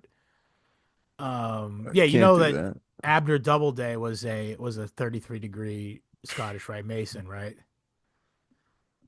I mean, I believe it now. So he's the guy who came up with the official rule book of baseball, and Okay. in it he encoded a bunch of numbers, like the three strikes you're out has Mm. to do with 33, and blah, blah, blah, the seventh inning stretch and all this shit. It's all Kabbalah type crap, and also the shape of the diamond and the length of it is all like It is sacred geometry uncanny. stuff. Yeah.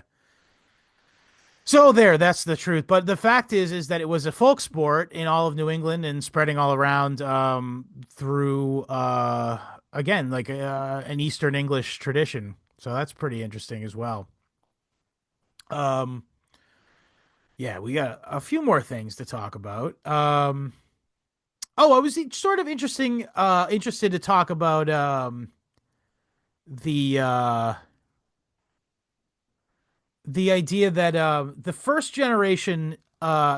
few generations of early Puritan Massachusetts, the Puritans, and by the way, I had this conception in my head for years, by the way, is the idea that the Puritan work ethic or the Protestant work ethic that is so sort of emphasized by the Puritans is like a direct line, or it's like it's causal towards what we would see um what we would call capitalism today. And the interesting thing is that the book explicitly says that if you called something capitalistic, they wouldn't first of all know what you're talking about, and they would be very upset. These early Puritans, they would be like, this is the exact opposite of what kind of guy we are. So the idea that like the Puritan ethos is hand in hand with like a hyper avaristic capitalist mindset is only semi true. Um, the the early the early Puritans wanted they so it sort of fits into this broader concept of covenanted living. And they wanted to bind their economic life to covenant ethics, even including constraints that could override the whole profit motive at all. The For instance, there was this guy named Robert Keene, who is discussed at length in the book, who is a founding member of the Massachusetts Bay Colony. And further, he was the founder of the I forget the name of the militia, but it's like the original Boston militia, which is it's the first militia in America, definitely established that's still existent, and it is the third oldest still existent militia in the world. Jeez. What in the Yeah. world? So this Um, guy Robert Keene was like very much like theoretically would be a model Puritan, right? hmm. He was a member of the church. He was a minister in the government. And by the way, he made good because his father was just a butcher back in England. And when he came to America, he was a shrewd what I guess you could just what today we would just call a shrewd businessman. Um, And however, people were not fucking happy about this. So they realized that he was very wealthy at this point, and the government said, "We're going to fine you 200 pounds sterling." which I couldn't even tell you how much. This is a astounding amount of money. In a small fortune is something like oh wait, no. Well, is £1,000 different than £1,000 sterling? No, I mean, No, well, they're the same, yeah. yeah. So, yeah, that's a pretty penny. That's like 5 years or plus wages for your Yeah. average husbandman, I think, And that this, they by the make. way, he did not break a law at all. He just got too wealthy too quickly. They fined him 200, right? And but get this, so do you think he went ape shit and said, "All right, I'm out of here. Fuck you guys." Um Mm, yeah, no, you got he on a did boat. not. In fact, he bequeathed the first seat of government building to the city of Boston to say I'm sorry. Yeah, what was it, a $2,500 donation? They Yeah, something find like that. Yeah, yeah. this guy was so embarrassed. He was so embarrassed that he took their $200 fine and gave them $2,500. Uh, and never quite lived it down. No, I Even in think his, that actually did pretty good for him. That kind of rebuilt a lot of his honor within the. But this that goes to show that I don't want to say that it's transactional, but I think that there's something to the idea that if this is like more to that covenant ethics stuff. You know what I mean? Like if they felt that he sort of repented and or like materially made good on the covenant that they felt he had broken, Mhm. then he's back in the club, you know?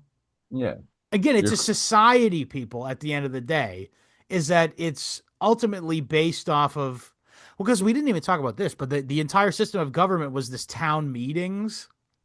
So there mhm. was no democracy. They didn't even believe in democracy. However, they made sure that there was consensus when everyone left the fucking town meeting. Yeah, Meaning everyone had to have some sort of what do you call it? Compromise to their position.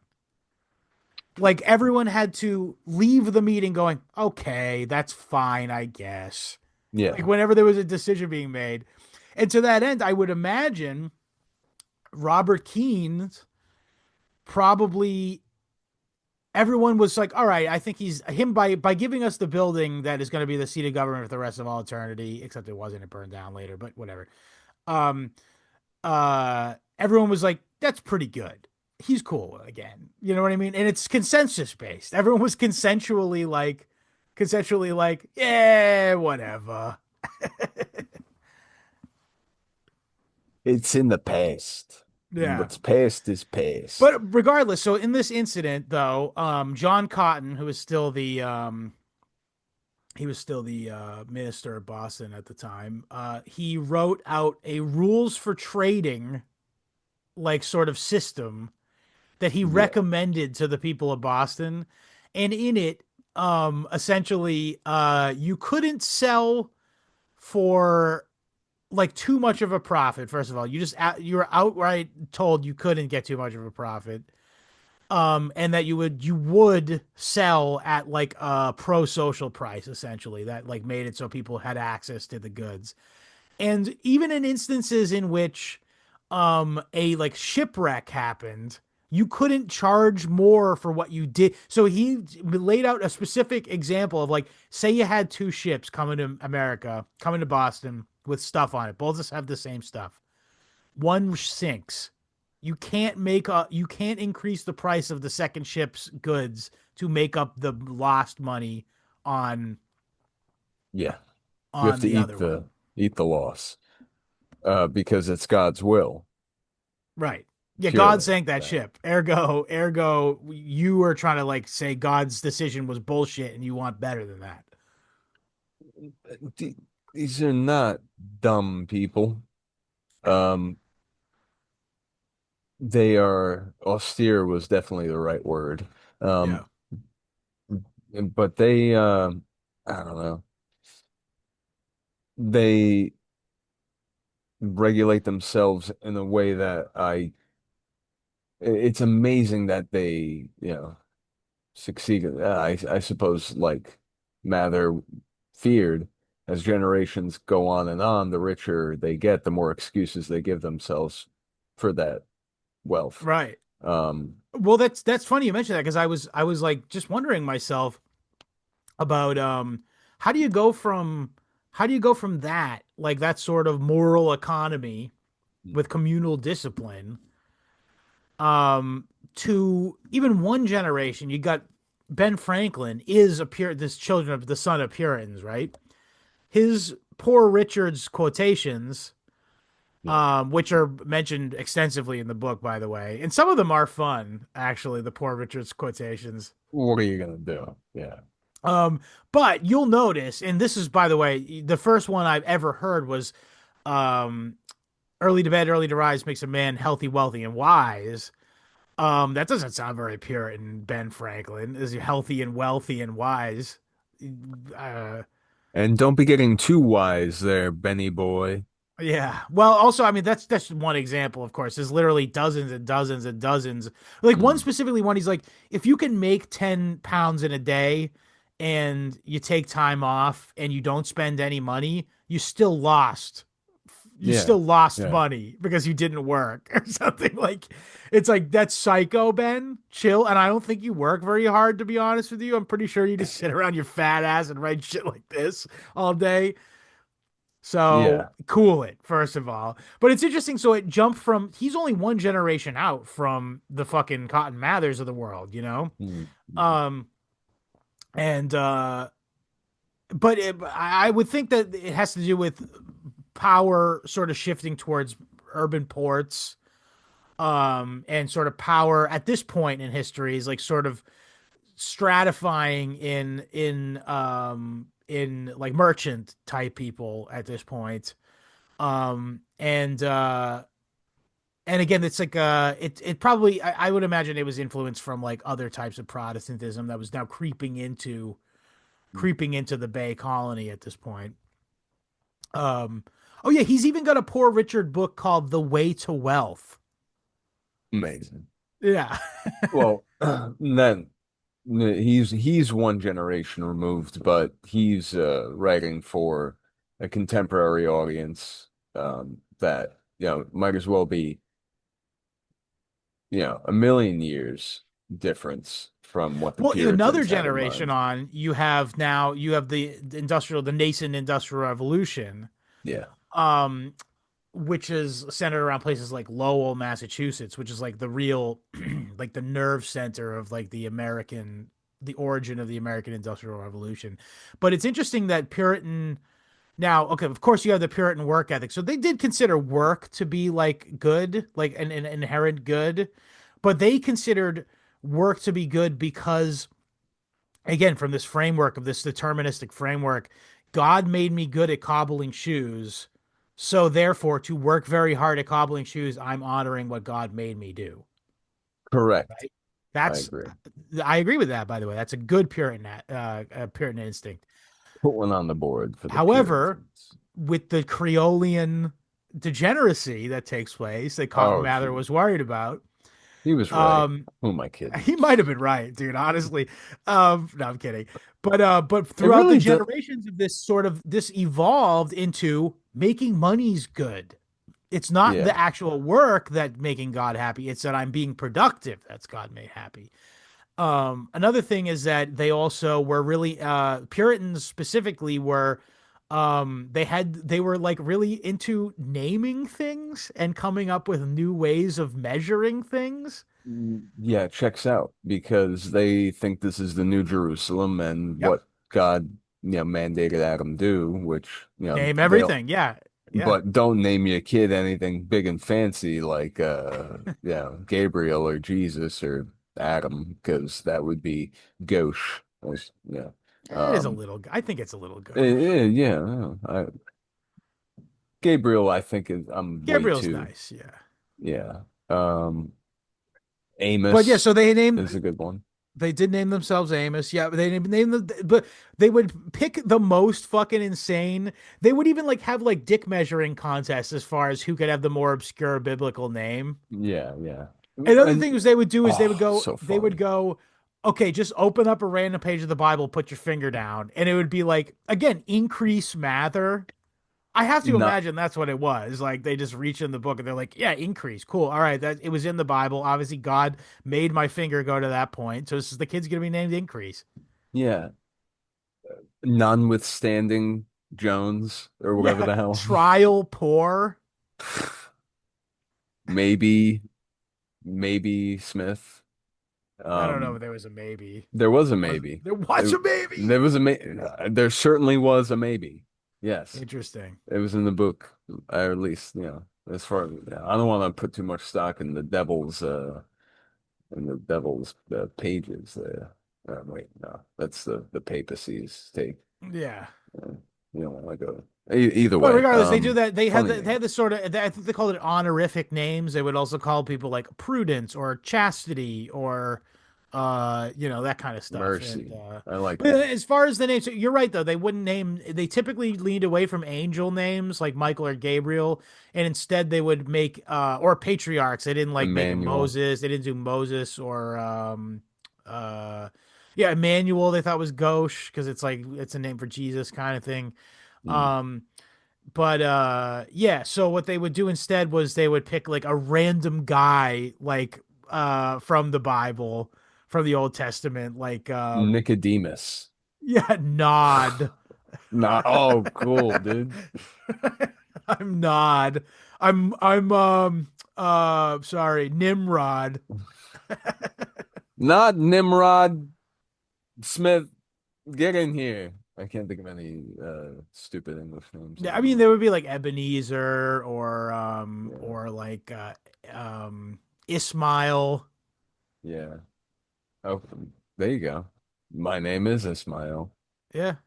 Yeah, I know. I said it Uh, intentionally. that's pretty He has got funny a good guy. Puritan. He's got a good Puritan name, didn't he? Fall River native, huh? I don't know if what's his name is Well, yeah, eh, you're right. They did live there, but they weren't necessarily native. You're right. speaking of that shithole. Um talking mill towns and the whole they did not quite the period they weren't going to build up factories anytime soon, but um Oh, I did have one little point about the factories. So I mentioned before they like to name things and come up with new measures and shit. You could kind of make the case that the like their like the Lowell system of industrial capacity where they had like the bells, the shifts, like they were like, okay, we got to get this amount of output per day and stuff like that. You could kind of you can almost sort of plug that into like a Puritan frame. It sort of I think it appeals to a certain feature within the Puritan mind, if you get what I'm saying. yeah, and the And things Puritan just being mind really was structured like that is they like that kind of shit. and it yes, it suits them. And it's productive. It's productive too. You can understand why some people had to um what's the word? Absquatulate the hell out of there and Yeah. start their own colonies like yeah, Mr. Penn and Mr. Blackstone. No, Mr. Penn didn't, you're thinking of fucking Williams. Roger Williams. William Mi- Penn was from Yorkshire, Oh, forgive me. I think. Yeah, William Penn was from Yorkshire and he was a Quaker who went down to Pennsylvania. Okay, okay. Well, we Oh, haven't read that yeah. part of the book yet, Let's so not how get would you ahead of know that? ourselves. Yeah, Yeah, how would you know? uh, forgive me. You're right. Um, so if we have these this very distinct stock of that is for all intents and purposes totally homogeneous, it's inevitable that there will be some disintegration into shrill polemics. Well, they started with shrill polemics, but Yeah. then will start to eventually cool out. Um, do you uh see this? I don't know. They weren't having much interplay with the Caribbean at this point, were they? Yeah, well, they were in a way. but they sort of held their nose in doing so because they were not Mm, slavery enjoyers, as I've mentioned. hmm However, they almost exclusive. You remember this from city state of Boston here is they had no hmm access to fresh currency because there's no gold and silver in New England, notably. Anyone who's from here would know this. So therefore they had a currency crunch, sort of currency crisis almost immediately when they got there, which is what led to the whole wampum shit. But wampum only lasted so long because he couldn't even, yeah, whatever. The demand ended up collapsing. mm. Not Um, enough Indians from the but wampum more we're gonna importantly, need. the reason why it collapsed was because of the fact that they had infusions of cash from, first of all, new arrivals who are now arriving in the colony. They would show up with a bunch of cash and they would need to buy the necessary supplies that were sort of sourced there in order to set up their own farmstead. But then when they spent their money, it's like, okay, we all spread out the cash a little bit. Tax times come. What the fuck do we do? There's no cash. So yeah, I recommend anyone who's interested in this sort of process to check out City State of Boston. That is a really great explanation of how they overcame this problem, and it has everything to do with making a Faustian bargain with slaveholders, essentially. Because again, as much as they despised it, the institution, and also despised the idea of infiltrating their own ranks with racial outsiders, which I think is a non-zero aspect of why they were against slavery, by the way. Um, We don't even uh, want them around. yeah, well, you never know, man. I mean, they were friendly to the slave to their underlings. So, I don't know. It's not so black and white. You know it's crazy to say this, but it was a bit muddy, this morality thing with these guys. Yeah, Um it doesn't take much. Just yeah, it's a whole new situation. yeah. Oh, so yeah, they were also I mentioned before that they didn't celebrate Christian holidays because of the whole scriptural thing, the sola scriptura. Um How they celebrate However, anything. that's not true. They did celebrate 4 or 5 holidays a year, but they were civil in nature. Yeah. Which is very Massachusetts, I should Yeah. mention nowadays. So um true. so they came up with there was a commencement day, which was the day Mm. that college commenced, like meaning like graduation day. And this kind of speaks to the whole education as being like a prime having primacy culturally speaking. Because this meant that it was a state holiday or it was a colonial holiday for even the most backward bumpkin farmer. He was forbidden to work on the day that the Harvard guys got their sheepskins. And this was punishable by fine. Well, I mean, at least you can work that day and pay the fine. But Right. who wants to do that? Now, Um, there was also training day, which was the day that the entire state sent their militias to Boston in order to do training, in which part of which was a sport. They would actually play like proto soccer or proto football or proto baseball and whatnot, and race and all that kind of stuff. And yeah, apparently this is why, by the way, this culture of volunteer militarism is why the revolution happened here, first of all. It is why the revolution succeeded. Because remember, these British soldiers they were fighting were likely experienced in fighting Indians or French or something. So when that conquered Lexington battle pops off, like it was a fairly pitched battle. Theoretically, the less trained group would have been the American colonists, the Puritan colonists. However, they kind of made fucking quick work of them. I know, again, they had the numbers, obviously, but I'm just saying this is part of the Puritan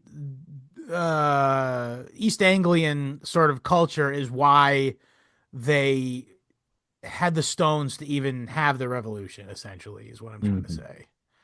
Um, what else? So yeah, oh yeah, Thanksgiving is I was under the false conception that it was directly tied to the Plymouth colony. That's sort of like the story they tell kids now is it has to do with the first, Thanksgiving dinner at Plymouth Plantation and Yeah, whatnot. the first winter that they survived, Survive, although, mostly. but the problem is it's before the winter is when it happens, so it doesn't really make sense if you think about it like that. However, the story actually goes as the Massachusetts Bay colonists. I was not the first winter, but the second or third winter in which they were worried about. This is a legend, by the way. This is probably not a real story. I should mention. This is sort of like a an archetype almost, if you will. But supposedly, because to the extent where they don't have a year for this, like they don't have a specific year when this happened. But the idea is that like it was summer, winter was coming, and it was November, and all of a sudden a ship pulled in with a bunch of supplies, so they knew they'd have stores for the winter. So they're like, let's call a day of Thanksgiving. Allegedly, that's the first time a Thanksgiving was called, and for many years after this, not many years, but several years after this, this would be they would just do it ad hoc whenever like there was something to be thankful for. And sometimes it would happen more than once a year. Sick. I like It is this. sick. This Now, is good. however, after King Philip's War, the winning of King Philip's War, which ended in November, they said to celebrate, they had a day of Thanksgiving, much like they usually do. And they said it's permanent.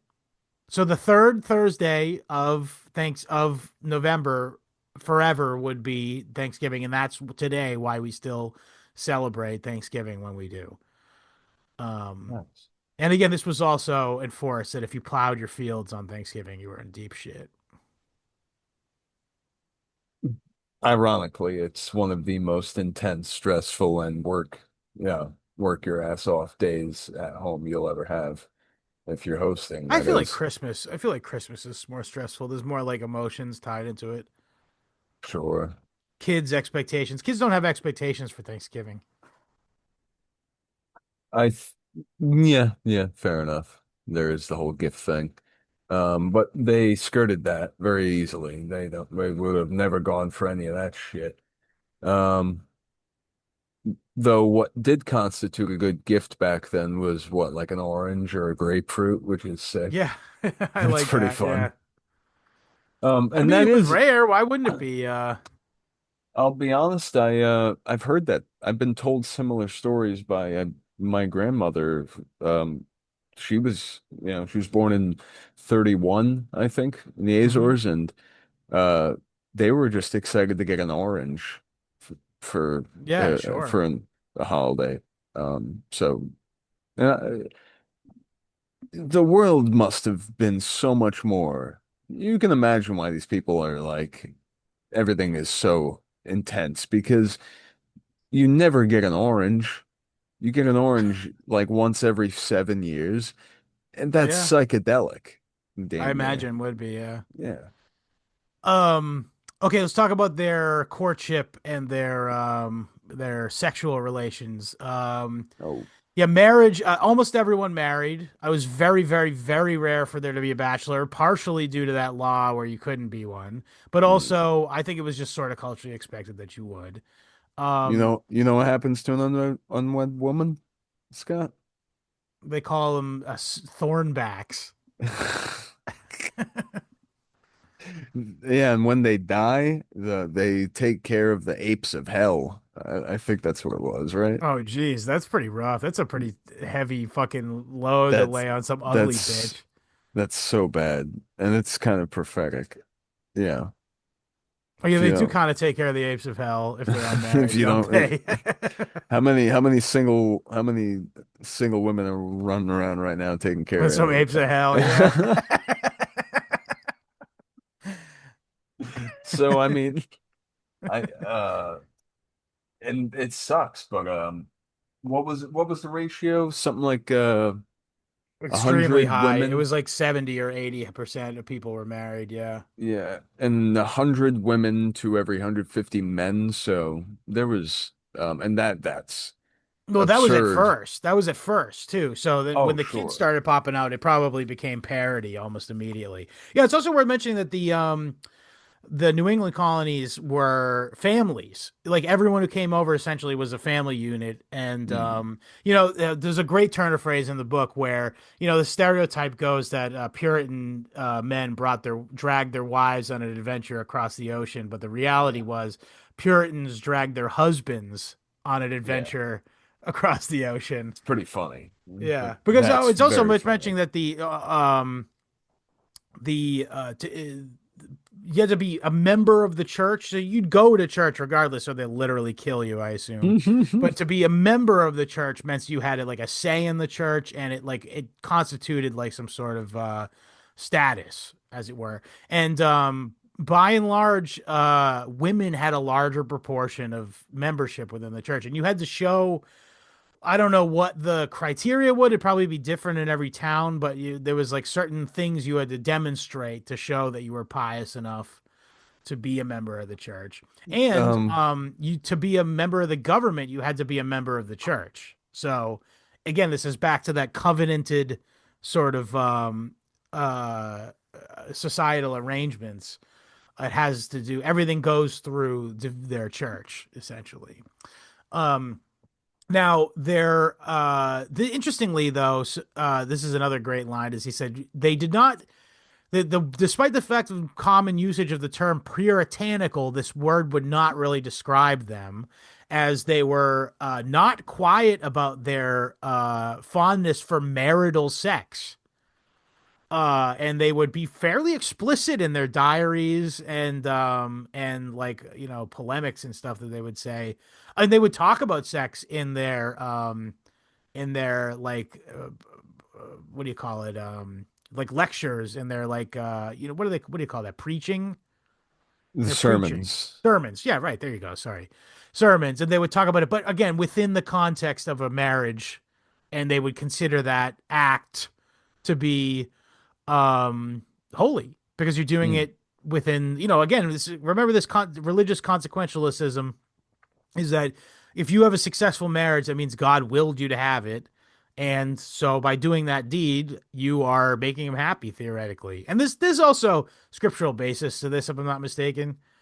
Um, Particularly in Genesis, there's a lot of fucking going on, if I'm not mistaken, that where like both partners are into it. Yeah, Um, well, it's, it's that's good healthy. I stuff. think it's good. I think it's good. Yeah. But God Um, help you if you had coitus with an unwed woman, yeah. because the punishment for that would be as follows. You'd be jailed, whipped, fined, disenfranchised, and on top of it all, forced to marry her. Yeah. When you were at the least of your capabilities to do so. You've Yeah. just True been that. jailed, whipped, fined, and disenfranchised. Now you have to Yeah. marry the bitch. Worth mentioning that again, this speaks to the egalitarian of the Eastern English spirit here, is that they punished men and women equally for almost every crime. Mm. There was no excessive punishment for women. Again, all these fucking goofy ass fucking feminist memes Goofy ass. are just false. Like when it Yeah. comes to these guys, at least. Oh, that's so funny. Next time a woman's getting in your grill talking about Not in New America. England, they didn't. Well, I mean, Bitch. who started all this shit? Why are we all here killing Indians? You know, being rude to black people? It's because a bunch of women nagged their I'm not rude to husbands. anybody. No, no, I mean like in the royal we, Oh, okay. metaphorically speaking, we're here being mean to black people and kicking Indians in the shins because a bunch of English women, not witches, though apparently those were back in England, which we should talk about that. Nagged their husbands across the ocean. Yeah. Oh, I should mention that the Indians had to, if that were anywhere nearby, had to follow all the rules. They made him go to church even. Oh God, these people suck, dude. Yeah. But Golly. Yeah, yeah. But bless their hearts. You just gotta they're the kind of people that you want to smile and wave at, but God help you if you get in a conversation with them. Oh, I agree with that. Yeah. Yeah. Uh Um, yeah, yeah, okay, but anyways, another thing about sex though. I'd take a Mennonite First of all, any they day. were really into the idea that you had to actually be in love with they didn't do this bullshit with arranged marriages. Um, Mm. there was They no arrangement. coined Essentially, there weren't arranged marriages. Essentially, like your parents would try to set you up with somebody, but you had to be like, "Yeah, I'm into him" or "I'm into her." Otherwise, yeah. no, it just didn't happen. Yeah, they originated the fuck Marry Kill game. They How so? oh, there might be some Old Testament Oh, okay, I see what you're sort saying. of I'm The kidding, scriptural but basis for fuck, marry, kill. we'll We'll put a pin in that. We'll put a yeah, pin we'll in put a that. pin in that. But for instance, They though, coined falling in love. I'm sorry, I was stammering back to that point, which I they love. coined the term falling in love. Yes, Mm. That's yeah. it's beautiful. We love that. And I condone arranged marriages. We on the History Homos condone arranged I marriages, condone but any marriage that's successful. and consensual, Yeah, sure. at least But eventually. one thing was that they would have. There's a very funny old Ripley's Believe It or Not drawing of it's called a talking stick, and it shows like two like cartoon pilgrims, a guy talking into a little stick into a girl's ear over her Mm, parents' head. So they actually yeah. made these little sticks, these little like canes that are hollow in the center, so that you could whisper sweet nothings in your sweetie's ears while the rest of the family was still sitting there, because obviously there's no privacy. And they do this goofy shit where they stick the two perspective uh uh Bundling, yes, they yeah, call it. they'd stick them in bed together And they and with a tie them board together with a board between them so they and could experience cuddling at night with no chance of penetration. they giggle and tickle each other and that's cute. All I think right. it is nice. I think it is nice. They already know that they're going to get married, and it's like you kind of take it for a test run. It's kind of you're anticipating your wedding night and stuff. There's something romantic and sensual about it, I think. You know what? I'm pro bundling. I'm pro you can't order your wife to do anything unbiblical. That's funny. Well, you know what that means, right? You can't make her whore herself out. That's what that means. Oh. Oh That's yeah. how I took that explicitly. I thought it meant like you can't don't you keep that yeast out of my bread, bitch. No, I don't think that's what it meant. I think they meant like you can't make your wife, you can't like, pimp your wife out. Basically, is the idea. Because like I think that Damn. in other Heavy. parts of the English world, you like there was not any explicit law against that per se. And again, to the other extent, you could probably get away with smacking a bitch around a bit, but not in this society. You couldn't. Yes, England, the pinnacle of yeah. If only we could go back, increase matters. It's so funny to No, think that that was a Cotton Mather. There's a Cotton difference. matters. I'm sorry, yes. It's just so funny to think that like, oh, now you want to go back? The whole point of this you know, covenant, this settlement Well, I of don't know New that he Jerusalem. wanted to go back as so much as that he was petrified that they weren't doing well and that that this Of was course it's you're so not. over. This is a goof. You guys are, Yeah, well, he's stuck. He was being a chud. Like he was stuck saying it's so over. Billions must die. He couldn't be a bloomer. He wouldn't let himself be a bloomer. what's a bloomer? I'm It's the not opposite hip. of a doomer. Ah, all right. Cool. Yeah, no, yeah, God forbid you kind of just accept. All right, well, we came here on a very, very wacky proposition. We do have to actually now settle some sort of civilization. Yeah, Um, yeah, yeah. I we're don't almost know. done. What's that? We're almost done. I got a couple more bullet points I want to get to. I have a couple as well. I mean, the Well, hit me magic with one. ways and well, magic Oh, ways and Magic Ways is great. Yeah. because it's adjacent to death ways, religious ways, all wraps together. Yeah, of course, Massachusetts, Salem, which Salem uh not so much of a Puritan. Yeah, interesting. It's more Well, of a port town. worth mentioning, Salem is a port town. The place Mm, where the Salem witch trials concerned is Danvers, Massachusetts today, mm, not Salem. Not the same place. In fact, they called it Salem Village back in the day, and they later turned it into Danvers to get away from the connotation of the witch trials. So Salem has nothing to do. Salem, the town that we currently are aware, the city that we are currently have in Massachusetts, has mm, nothing to do with witch trials. The trials themselves were conducted in Boston, and the village in which that the supposed witches hailed from was is now the town of Danvers. mm.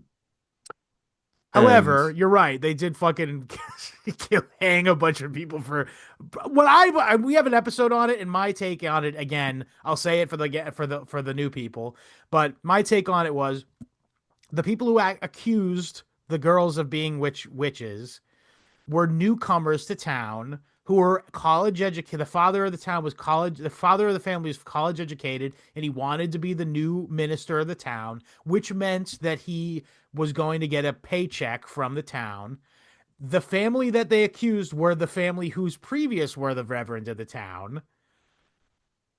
And then afterwards, the new family was the reverend of the town. It seems so obvious what the fuck happened. It's mm, insane that it's even they even anyone else could consider any other sort of explanation for it. mm. Well, it's lost in the fog of this whole Mythos, scapegoat yeah. scandalous fiasco, this big thing. Though these people did come from one of the places in England with the highest reported incidents of witchcraft. Yes. Well, that speaks to the overall character of the people where they're seeing it under every rock. Sure. Um, though there might have been a couple witches, couple Oh, I weirdos. don't doubt it, but Yeah, I mean, but I would also imagine that any sort of aberrant behavior would just be considered witchcraft because, they're like, oh, he's different, get him. Sort of I don't again, know. Very Gerardian is what I'm talking about here. Yeah, no, of Someone course. expresses a different idea, well, that's a witch, obviously. Yes, definitely, always. When you have this much th that much of a lack of aberration in the culture and the theology, Yeah, anything that sticks particularly, out yeah, with is a very going to threaten it's going to status rock the quo. boat. But these people, man, you talk the Judaizers, Listen, Yeah. Well, I what cracked other magic I stuff do you cracked have? blood ritual over there because I was looking for instances of blood ritual murder in In England, then, yeah. and it's been You find hopefully anything? specifically. There's no index in the book, so it's very Oh, it was difficult. difficult. Yeah. Yeah, I have to go back and look some more. But a lot in Germany, not good, not good. Yeah, they like Um, bodily fluids there. yeah. Uh, Also, by the way, Germany, who do you think that's really talking about? the Moors. Yeah, the Moors, the Brazilians. Um, but yeah, what was I gonna say? Time ways, wealth ways. Talk Time about ways. We talk time about ways. time. Wealth ways. We talk about time. Talk about how they Oh came yeah. up with new words of talking about. Don't waste time. You're gonna get fined if you waste time. Sundays matters. Don't work in the afternoon on Saturday. Mm. Um, They really did they invent I wanted to look more into this. The alarm clock, they as if invented the alarm clock. because the Yep, that's right. roosters are too lazy for these people. No, they were unreliable, but yeah. They did adhere to the minute by minute schedule. They truly were a punctual a punctual lot. Yeah, but it wasn't like they tried to be. It was just like so like second nature to them to be like that. You know what I mean? I There better was get no there like dis. quick. They didn't have discourse on being punctual. In fact, they wouldn't know what the Mm, word meant. I think the book said. yeah. But they were punctual. However, Punctual despite the is, fact that they didn't know what the word meant. oh, you mean getting somewhere quick so no one thinks I'm being weird with myself in the somewhere alone and Yes, get that and is get not just not far off from hanged for it? um Hanged? so okay, well, I want Jesus. to talk about the pigs in New Haven. So they were obsessed with bestiality. Again, they were all obsessed with the Mosaic prohibitions, the ones in Deuteronomy. So laying with an animal as you would a woman, laying with another man as you would a man, as a would a woman rather. Heresy, witchcraft, um, false witness to cause death. Mm-mm. And interestingly, I didn't know this, but in Deuteronomy, there is no prohibition against rape. Well, Scott, there's only so much room in the book, you know. Well, you're right We about can't that. But fit. regardless, the Puritans said, you know what? Let's make rape a capital crime too. They're very litigious people, these people. Scott's clapping right now for the folks at home. Good job, Puritans. Your Judaizing improved on the Jews. Congrats. You got one. Yeah, one helpful thing that should be unanimously enforced. But Um, so basically, they're obsessed with things like that. They're obsessed with aberrations in that, and they to that extent, they would often make pretty large logical leaps, such as they saw a pig that was born with one eye, and they knew of a guy who was like an outsider in the town, a multiple time criminal who also had one eye, and they were like, well, obviously, fuck the pig. listen, they are exercising some sense of the scientific method and logic You're to not wrong about that, I reach suppose. this conclusion. But they also had strict, standards as far as like you couldn't testify against yourself. Mm, And most capital crimes needed two. Again, there's like really, like you said, litigious, and that's accurate. But also, they were like had a real sense of fairness of them, generally mm. speaking. Oh Again, yeah. like the idea that you would have first of all, men and women were equal under the law. I said that before, but Mm, two eyewitnesses to any crime, otherwise you would get a suspended uh hanging, and you would then get whipped or something, even if mm. like everyone was sure you did it. um Disenfranchised. but they really didn't like this guy because they ended up hanging him over it, Oh because man. they considered the pig itself as being one witness to the crime, and then the second one was his recanted, probably under duress, Mm, confession or whatever. yeah. But the best thing was is that that same town, another pig with one eye was born after they'd already hanged him. So there, I imagine it was pretty. There was a Curb Your Enthusiasm moment. I would Bum imagine. bum bum bum. That Um, sucks, dude. That's so stupid. Oh man, that Another thing pisses that me was interesting off. about that is that they had this. By the way, Freud thought this too, if you recall. Yes. The idea I that know what he's you were born on the exact day of the week that you were conceived on. So this would normally not be a big issue, but on the rare instant, or not rare, but on the unfortunate incidents of someone being born on Sunday, they were like, well, you were born in sin because your parents fucked on Sunday when you're not supposed to. Why are you Um, telling me this? I'm 2 years old. I'm a baby. Goo goo gaga. I just don't. I want to be baptized, please. They would deny them baptism, and sometimes they'd be like, "Leave." I don't know that they leave them out in the woods. I'm actually just totally. I'm 6 millioning that speculation. If they can do it, we can do it.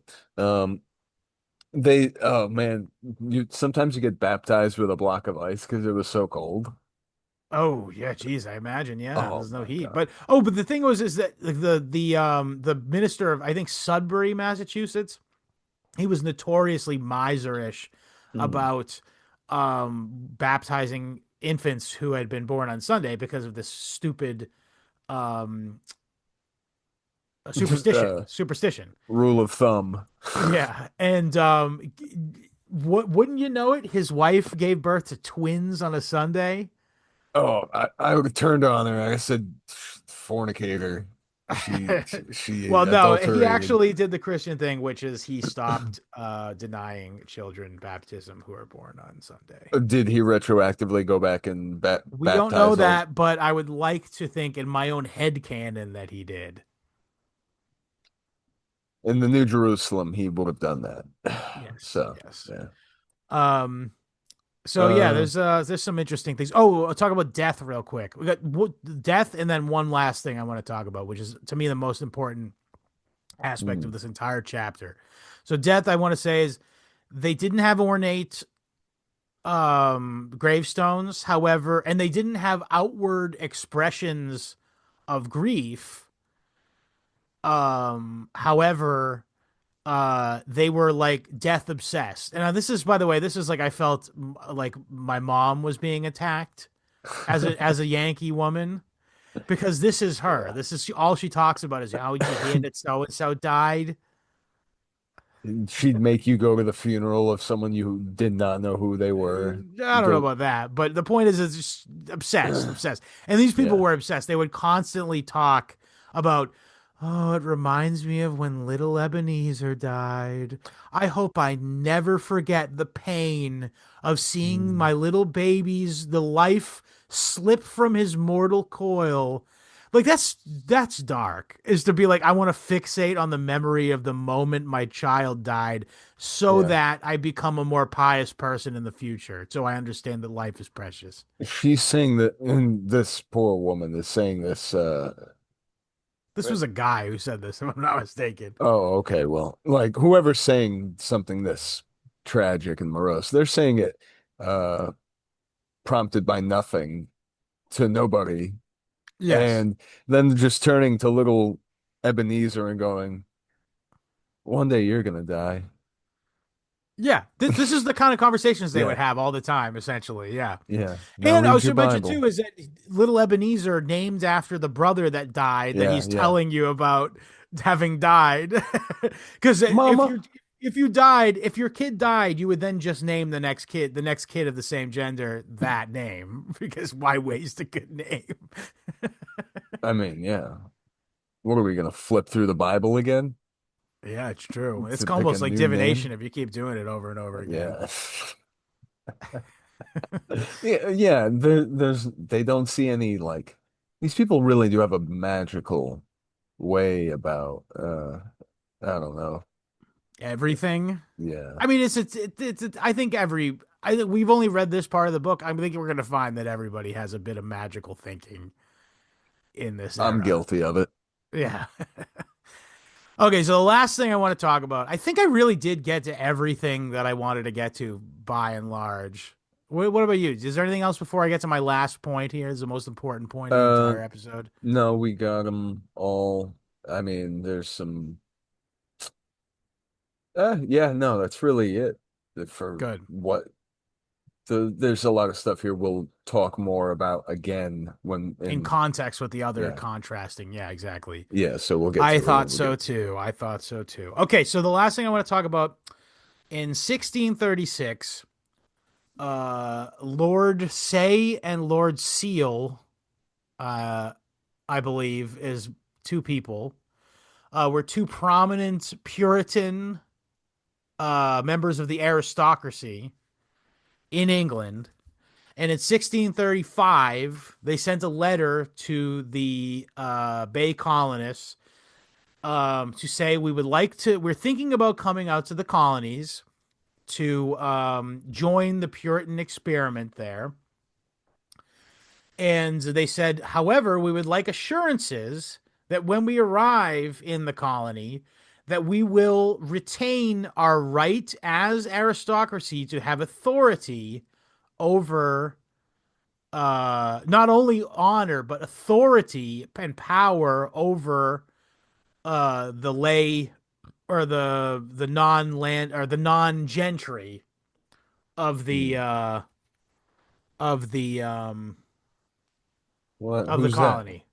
Who's that? What's We that? got everybody's got land. Yeah. Well, you're right, there's this idea that like they're like lords, you know what I mean? That they're born into an ancestral family of upper, better people, They right? wanted some assurances that they wouldn't be torn limb from limb. Sure, but I think they wanted more than that because they wanted to Mm, basically have a patrilineal power there. They wanted to basically mm, be like the new king of New England, essentially, mm. so to speak. And so, John It, Winthrop, yeah, go ahead. it it is very considerate to ask first. You're not wrong about that. So John Winthrop, who I believe was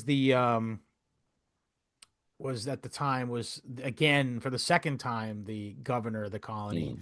went to John Cotton, who was the by the way, John Cotton is the step no, he's not. His widow married Increase Mather Sr., meaning his wife's name would then be Sarah Cotton Mather. Yeah, yeah. And then Sarah Cotton Mather gave birth to Increase Mather and Cotton Mather. Hmm. And all these people were fucking related to one another because of the honorific aspect of you being, if you're married into the ministerial thing, you're head of the class, essentially. Hmm. I'm sorry to get sidetracked here, but John Cotton was the original guy. We're going to do an episode in the future about the antinomian controversy, Mm, and he's at yes. the center of that. So he's not all sunshine and daisies, but this was possibly his greatest moment. He wrote a letter back. So Winthrop went to Cotton to say, "I'd like you to write a response that speaks for all of us, and I'd like you to frame it firmly within the Puritan theological ethos, essentially." And he gives quite a word salad to the extent that I'm not sure I'm even going to actually read it to you. Uh, it's a lot of words. Um, but what he does say essentially is, "Ah, fuck it, I'll read it to you. Right Honorable, I am very apt to believe what Mr. Perkins hath in one of his prefatory pages to his golden chain, that the word and scriptures of God do contain a short eupoluopsis or platform, not only of theology, but also of other sacred sciences, ethics, economics, politics, church government. It is very suitable to God's all-sufficient wisdom and to the fullness and perfection of the Holy Scriptures, not only to describe perfect rules for the right ordering of a private man's soul, but also for the right ordering of a man's family, yea, of the commonwealth too, so far as both of them are subordinate to spiritual ends." Important. "God hath so framed the state of church government and ordinances that they may be compatible to any commonwealth, though never so much disordered in his frame. But yet when a commonwealth hath liberty to mold his own frame, I conceive the scripture hath given a full direction for the right ordering of the same, and that in such sort as may best maintain the vigor of the church." See what I mean, my word salad? "Mr. Hooker doth often quote a saying, that no man fashioneth his house to his hangings, but his hangings to his house. It is better that the commonwealth be fashioned to the setting forth of God's house, which is his church, than to accommodate the church frame to the civil state. Mm. Democracy, I do not." So get this is important. He doesn't believe in democracy. He's saying it right explicitly here. "Democracy, I do not conceive that God ever did ordain as fit a government either for church or commonwealth. If the people be governors, who shall be governed?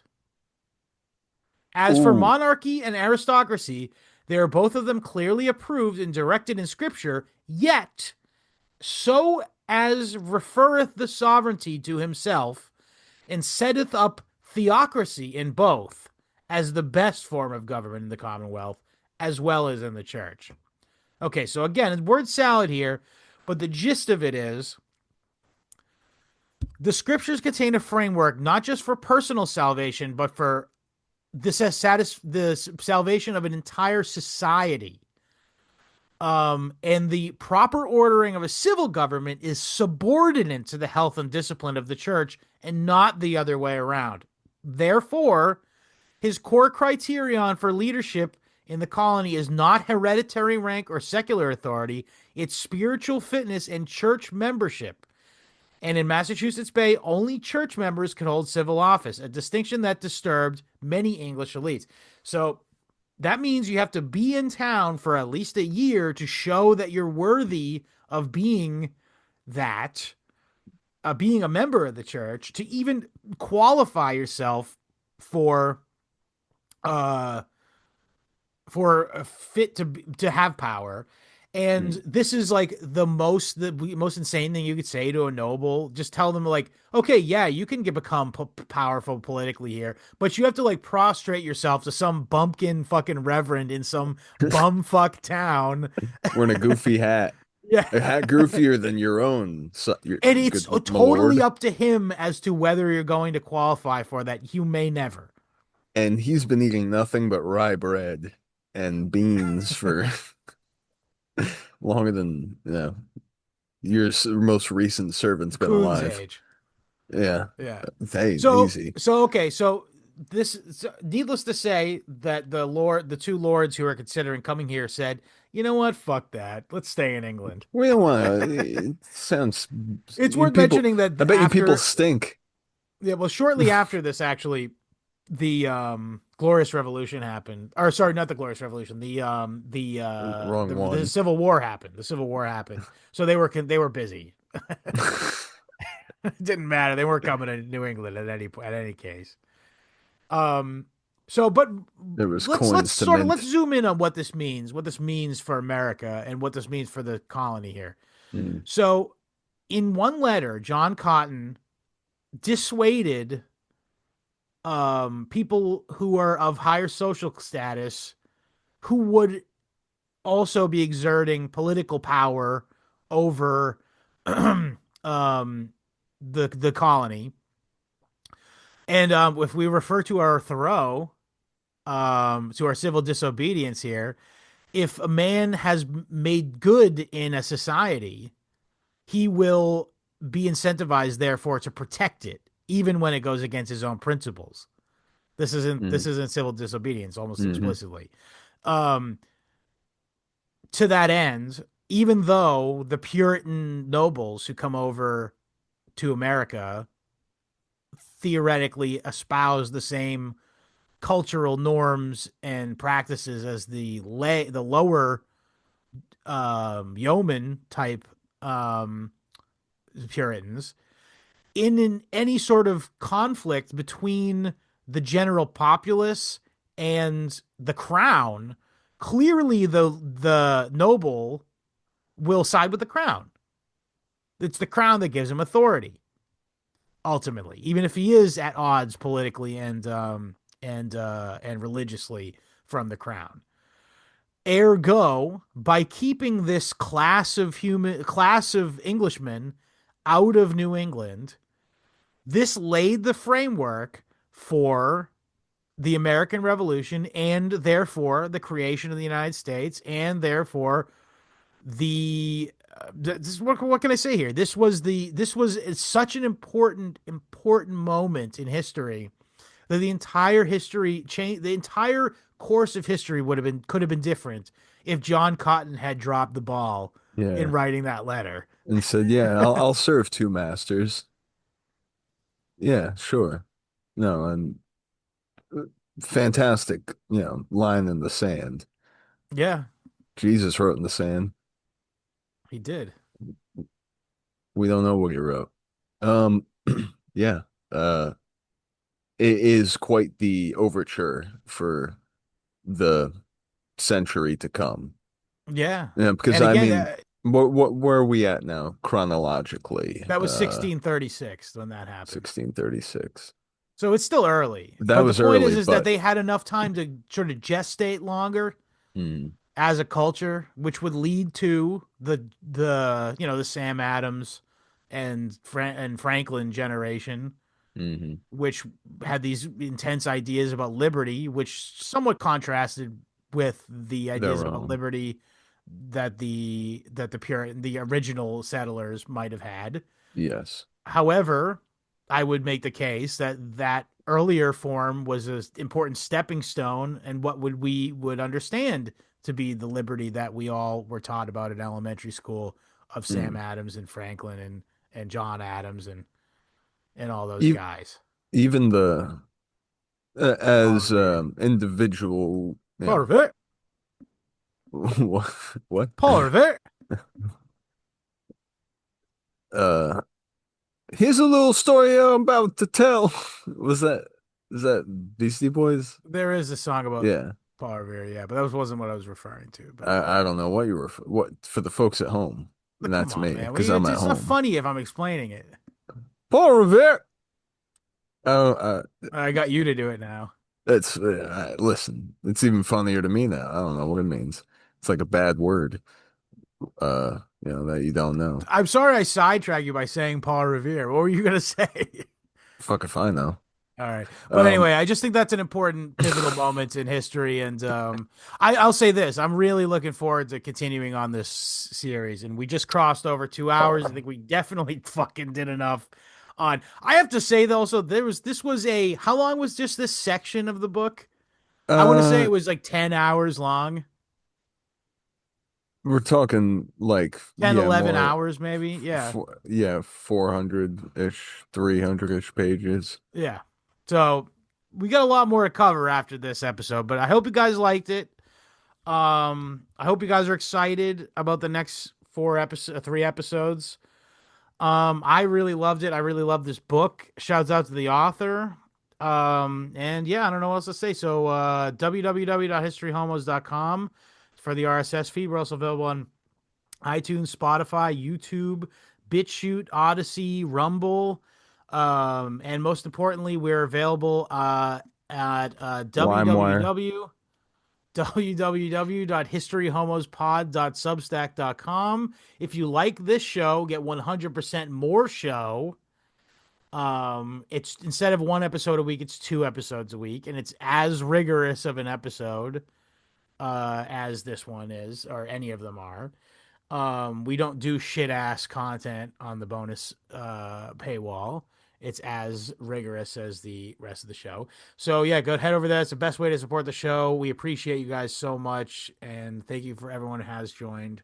And if anyone, I think anyone who does join will tell you that it's worth it if you're into the content. So please, historyhomospod.substack.com. You can also join us and talk to us directly at our Telegram group. T.me/historyhomos is the channel. T.me/historyhomos chat is the chat. If you have any questions, comments, or concerns, or you'd like to order a t-shirt, limited supplies, dwindling, email me your size and address at historyhomos@gmail.com. You can follow us across social media at historyhomospod, and that's on Twitter and Instagram. And yeah, that's it. Die with dignity. Patrick, what would you like to say before we go? My favorite one-off little story in the book so far. These people would be sitting in the pews so long and such cold that they'd start stomping their feet just to get the blood flowing.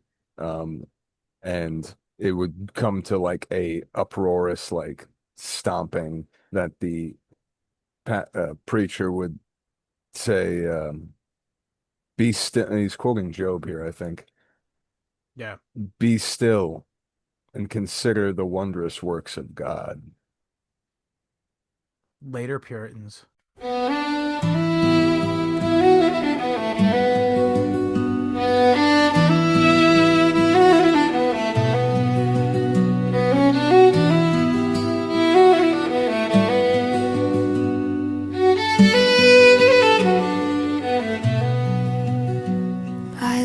Where the pine trees lean, cold wind cuts like a Calvin creed. We came with trunks and a covenant signed, hearts set hard, backs bowed to time. Town bell rings, the commons clear, eyes on heaven, hands on gear. The book and plow, we built a world with a sacred vow. Oh, kindle the fire keep it clean and true. Love like a furnace, not a rose in bloom. Marry with counsel, fast and plain, a steady hand in the driving rain. No cap on grace, but rules for the flame. On God we loved in a different name.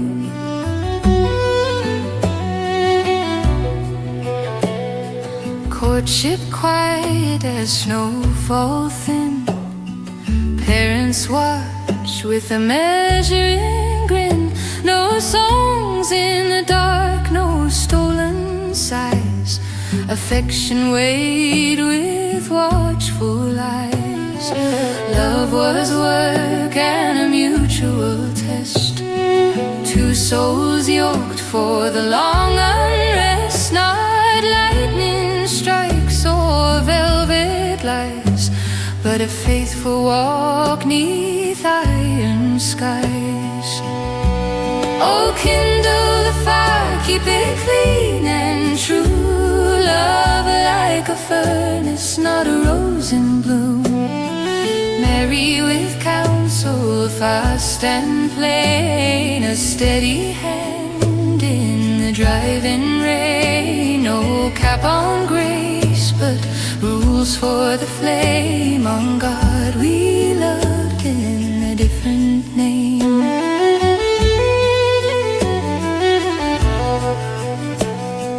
Sabbath still, the Psalms run spare. Unadorned truth in the meeting house air. Joy was sharp as a tempered blade, cutting sin from the life we made. They feared the fall, yet burned to rise. Hearts on trial, eyes on the prize. A holy heat in a wooden town.